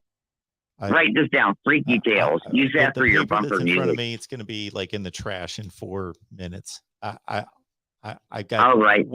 Chat's going wild. I hate to be like that, but I just got way too much stuff going on. I'm like going back to the chat where I belong. And I just know chat. myself, and it's not going to get done. Thanks, George. All right. 1 call per night. Welcome to the Voice of College Football. Who's on the line? Oh, hey, Mark, it's Jeff, and always a pleasure to talk to you, man, and really appreciate your show. It's the best thing going on a Saturday night. Thanks, Jeff. I appreciate it. It must be a slow Saturday night then. Yeah, I don't know, Mark. I'll be honest with you. I'm the guy with cable visions and all those channels, but I'd rather listen to you and your insights. Mark, I was going to ask you, and I'm going to go down memory lane first here real quick. The 1984 Buckeyes lost a couple close games, and one was to Purdue with Jim Everett and Rod Woodson. So it was a good game, but it was close. Yep. And then we lost to Wisconsin also on a real 16-14. One of those in the rain. One of those games I was listening to on the radio because of the old policy about being on TV back in the day. But Mike Tomczak thought it was 3rd down, but it was actually 4th, and he grounded the ball to stop the clock, not realizing it was 4th down. Do you remember which game that was, Mark? The Wisconsin game, I do remember watching that on TV. That was on CBS. That was a Brent Musburger era Parsegan game, and they lost in the rain 16-14. The Purdue game with Jim Everett at quarterback, I think that score was 28-23. The game that Mike Tomczak spiked the ball, I do remember that happening. I don't remember which game that was. Yeah, that was one of those years, Mark, where if Doug Flutie hadn't pulled off that Thanksgiving miracle, I think Keith Byers would have won the Heisman. Yep. But anyways, this year's Buckeyes, Mark, let me come into the 21st century here. This year's Buckeyes, I think in the next couple games, we're going to have to win, maybe a little reminiscent here, Mark. We're going to have to win Air Coryell style. Just put some points on the board and hope we've got enough.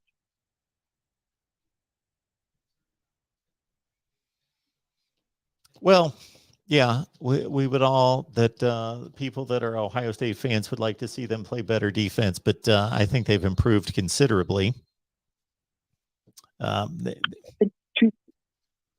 sorry, Mark. I think the 2 things that kind of concern me about the Michigan game is, well, like I say, the defensive ends. And I think you said last week, was it you, Mark, that said maybe Michigan may have the best front 7 in the Big Ten this year? I mean, definitely the offensive line is going to have to play.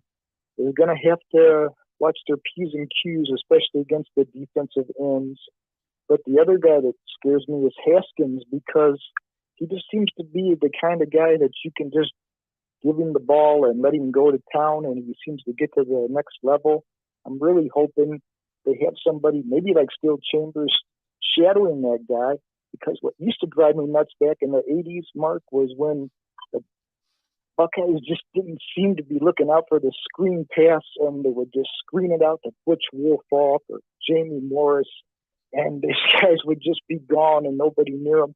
And also, Mark, the soft middle with those tight ends of Michigan's, because I think maybe the biggest loss for the Buckeyes this season that we don't think about is, and maybe you said it, Mark, and I've not heard it, but Josh Proctor, losing him, it really hurt us, I think, is at the safety position.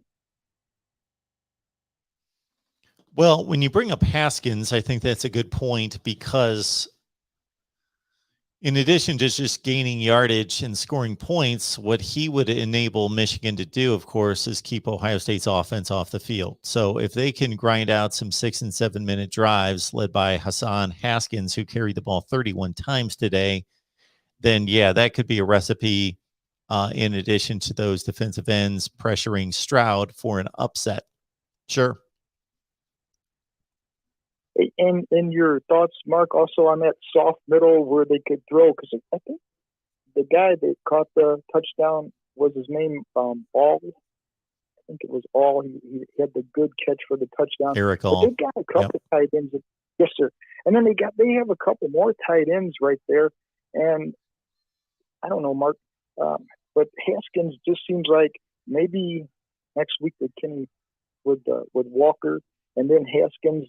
I mean, we're going to look at some really tough running backs, and it's just it seems like that's been kind of a sore spot too this year. Yeah, I think that Cade McNamara is a guy that doesn't turn the ball over, and I think he played his best game against Michigan State and proved capable of throwing the ball into tight windows and anticipating and doing all those things that would make it a difficult assignment for the Buckeyes.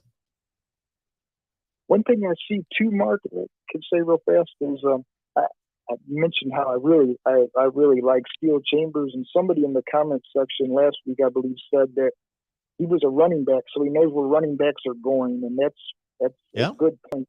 But another guy that's really improved to me, it seems like, since the beginning of the year, is Tommy Eichenberg seems to be coming on a little bit, I think, and but still the linebackers just seem, maybe I'm wrong, Mark, maybe this is the week where you put Craig Young out there to guard some of those tight ends and passing situations there in that middle.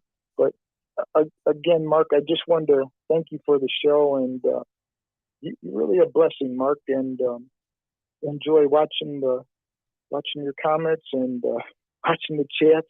You got some good followers out there that are very insightful, and Mark, nobody in the business like you, man. Thank you so much. That's very nice of you. I appreciate the call. Enjoy the next couple weekends of football, and call back anytime. Appreciate it. Thanks, Mark. Bye-bye. All right. What did I see in the chat I was going to address? I don't remember now. Well, somebody asked if I was independently wealthy. No, I'm not anywhere close to that. That's one of the reasons we've got to make this channel go.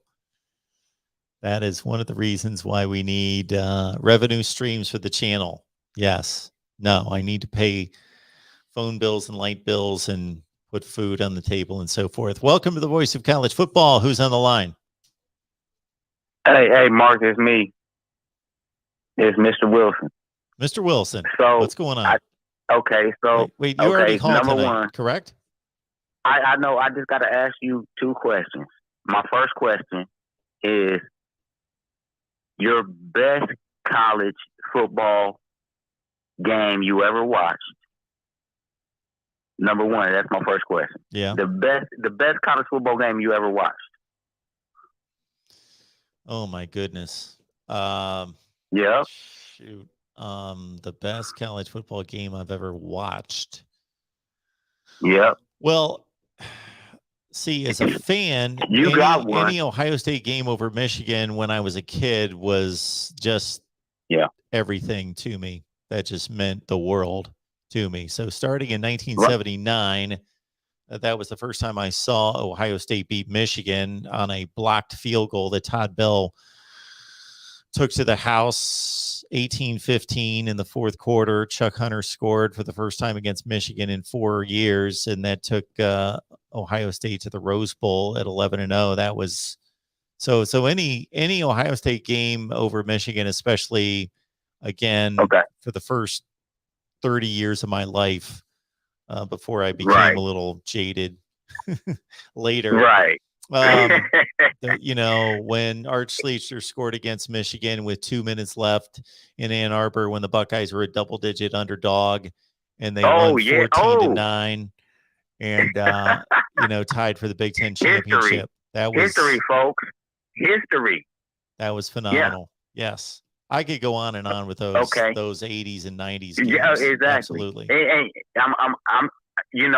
I'm gonna say this. I grew up in the Rozier era. Yeah. So you got to think everybody above me was, the Immaculate Return. So after that, it was Mickey Joseph, Rozier, Tom Rathman, Roger Craig. Oh, yeah. Okay. So, yeah. Okay. I watched all those. So guys. now you know why I'm a 49er fan, right? So, my second question is, and this is not really a question. This is just I'm always on your Husker podcast, and I don't mean to interrupt on anything, but this is what I really want to say to you, and I think you will understand what I'm going to say. Yep. Just bear with me here. So, and it has to do with Huskers, and I just want your opinion on this. If you are a head coach, you're getting paid $5 million.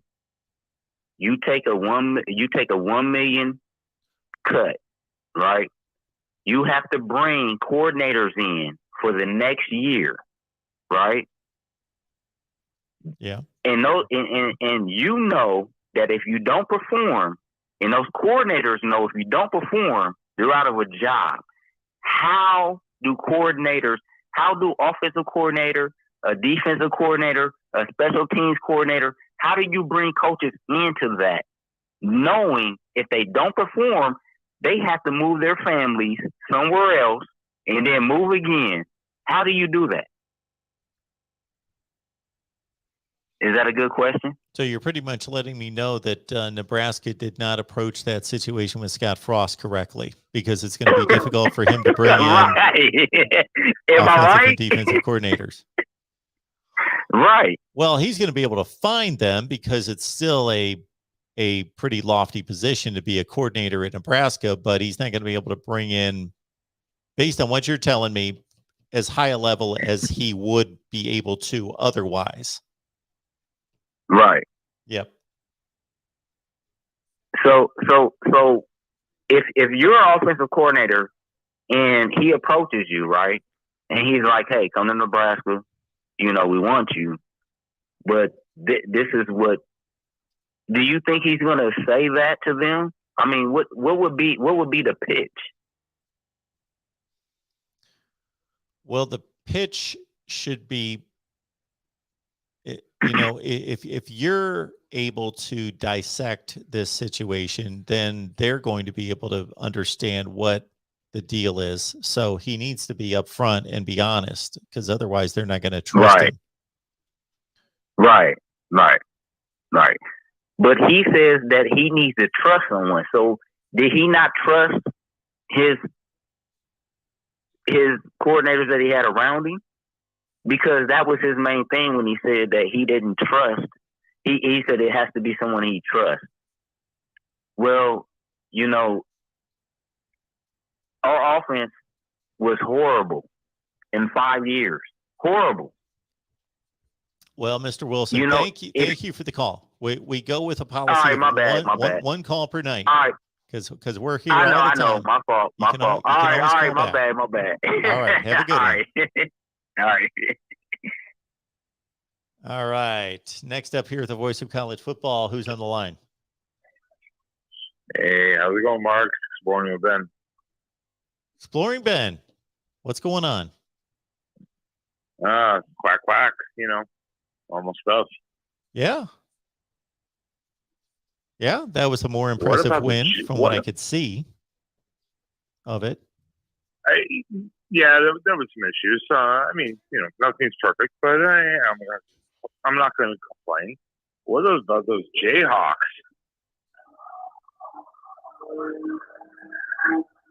Yeah. 57-56. Well, they almost beat Oklahoma, so maybe they got something going.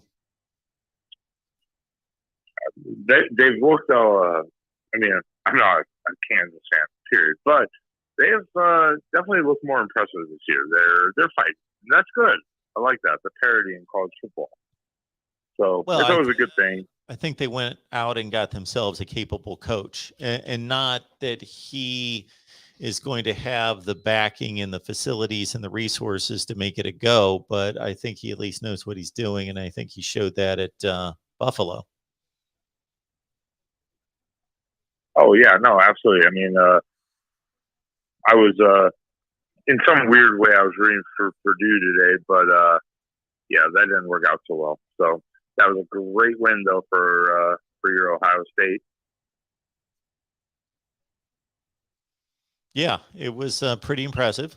Pretty impressive. They've got a long ways to go. They've got 3 tough ones coming up. Oh yeah, no. The rest of the season is going to be great. So I'm not going to take up much of your time, Mark. You got a lot of callers. It's crap. It's after 2 in the morning for you. It's 1:10 almost here, basically Central Time. Not sure exactly what time, but so you have a great day, and looking forward to another great week of football. All right, Ben. Have a good one, man. Thanks for the call. Yeah, man. All right. I think we have just about wrapped it up here. This is what I'm taking from some of these calls tonight in regards to what I need to be working on. Maybe we do a Dan Mullen video here the next few days. Maybe we do a Texas video, 57-56 against Kansas. Wow. Steve Sarkisian now 4-6. SEC versus the Big Ten. I'm going to run through all the conferences and break down the conference championship scenarios, what the various scenarios are in each division in every conference. And as I believe Michael suggested, Michael Hogue, you still with us? Bowl projections. So I will try to get to those. Every weekend, this is what happens. I watch college football on Saturday. As I did today, I busted out a couple videos, instant analysis on Ohio State, Purdue, and also Michigan, Penn State. I could have done a few more, but I'm also trying to keep track of all these post-game shows that we've got going on the various team channels, and they need a little bit of maintenance and some promotion out there on Twitter and Facebook. So I'm working on that while I'm watching college football. But then I always think of about 5, 6, 7, 8 videos that I think I am going to work on that topic this week. But I've got to supply all these videos for these team channels. So basically what I'm doing Monday, Tuesday, and Wednesday from 10 in the morning until about 10 at night is I'm just recording all these segments to post. Some of them you see here on the main channel, but most of them are posted on our team channels. So a lot of these ideas I have for videos just I never get to actually. And then at the same time, some of the things that I think are going to be popular that people want to hear, I put them out there, and it's evident that either YouTube's not circulating the videos. That happens. I surmise that sometimes that because the number of subscribers that I attract to the channel and the number of views, it'll just take off for a few weeks. I'll just be soaring. We'll be increasing in views and subs, and then all of a sudden it'll hit this tailspin where it's almost painful to see my subscriber count, because I'll only add like 2 or 3 a day, and we need to be adding like 100 a day. And I'm like, wait a minute, I was taken off there. I averaged maybe 12 to 1,500 subs, new subs a month, and then all of a sudden it just grinds to a halt. And the same thing with the views, like our top 25 that actually makes sense for a few weeks there was doing 16, 18, 19,000 views per video. And then all of a sudden, like 6,000, 8,000. And the regular videos that we pump out that we're doing 5, 6, 10,000 views per video, suddenly later at 500. So there's something that goes on there with YouTube that I cannot explain. This is what I can explain. Mark, what do we have to do to get a Georgia helmet on that shelf, man? Send me one. That's what you can do. That's simple. See this one? This is my newest helmet, North Carolina. A viewer commented, I apologize because I can't remember who, but they said, Mark, I want a North Carolina helmet on your shelf. What do I need to do? I said, write me a MarkRogersTV at Gmail. They did. And I gave them my address and boom, this helmet showed up. And I even told them in exchange for getting me a helmet, I will make sure that this is prominently displayed for a month. And so this North Carolina helmet, it was on the top shelf for a month. So I will do the same with Georgia if I get a Georgia helmet. Unless I change my mind at some point, but the way things are going right now, I'm not buying helmets. Other people can buy helmets for me. Let's do that. But I am not buying helmets. We've got enough helmets to put up back here. So, yes. Do I think we should have a Georgia helmet and Auburn and Penn State and Nebraska and a lot of other helmets? Sure. But I've bought about 20, so that's good enough. Spaghetti Factory. I'm sending you the 3 Iowa schools, including Northern Iowa, I guess. We'll get them up there. Sure. The only group of 5 I've got is Kent State.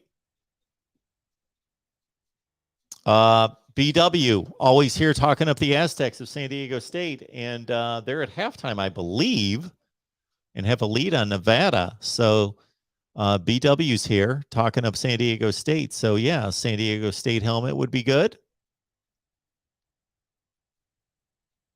This is, you know, when I'm talking about circulation and getting these videos out there and building the channel, I'm interested here in particular. So I, of course, never talk about San Diego State. It just doesn't make any sense for me to do that. I have nothing against San Diego State. I watch them play some football from time to time. But if they're playing on a Thursday or Friday night, BW, how many San Diego State social media groups do you belong to? Facebook and otherwise, that if I produce San Diego State videos, would you get them out there so we would have a decent number of views? Because if I do a video and it's really, if it does less than 5 or 10,000 views, it's really, I hate to say it, but a waste of my time because it doesn't make any money. Like nothing, like pennies. So that's why from time to time, you'll see me do Big Ten power rankings, and then that'll do pretty well. Then SEC power rankings, and the one week I did the rest of the Power 5, and nobody watched those. So I ditched that and didn't do the rest of them. There's Tennessee. It's right there. Got Tennessee. Put them up there.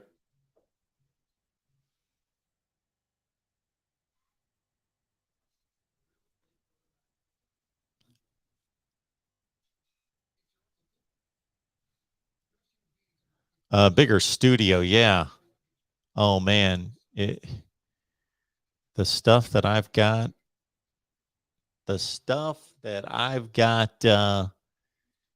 in my head about everything that we should be doing here in a studio is just one of them. Believe me, believe me, believe me.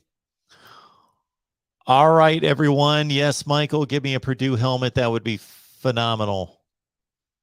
All right. Appreciate everybody being here. We've got no more calls, so we will wrap it up right there. You guys know what's coming out tomorrow. My top 25 that actually makes sense. And then I'm going to also post a video with all these bowl projections and conference scenarios. And so be looking out for everything that we do here at the Voice of College Football. The next time we will go live will most likely be Monday night.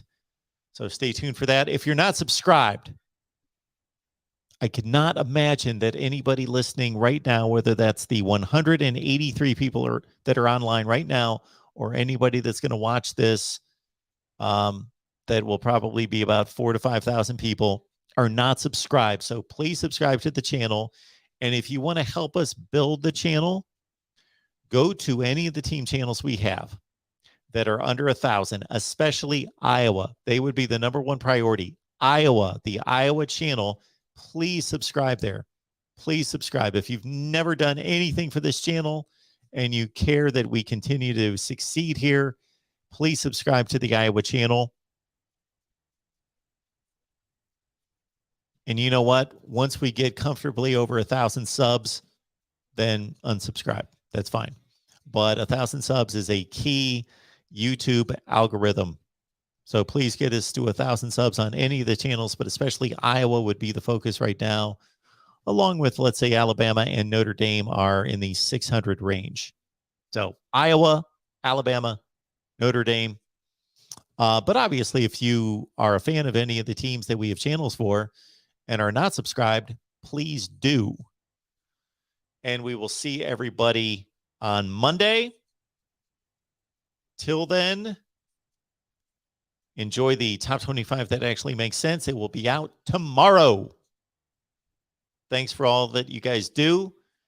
Best discussion, debate, and analysis. So when I say that, number one, I know that that's not the case all the time. But that's the aim, that's the goal, that's the mission. So when I say best discussion, debate, and analysis, that's not an arrogant statement. That's our goal. And do I hit it every day? No. But that's the aim.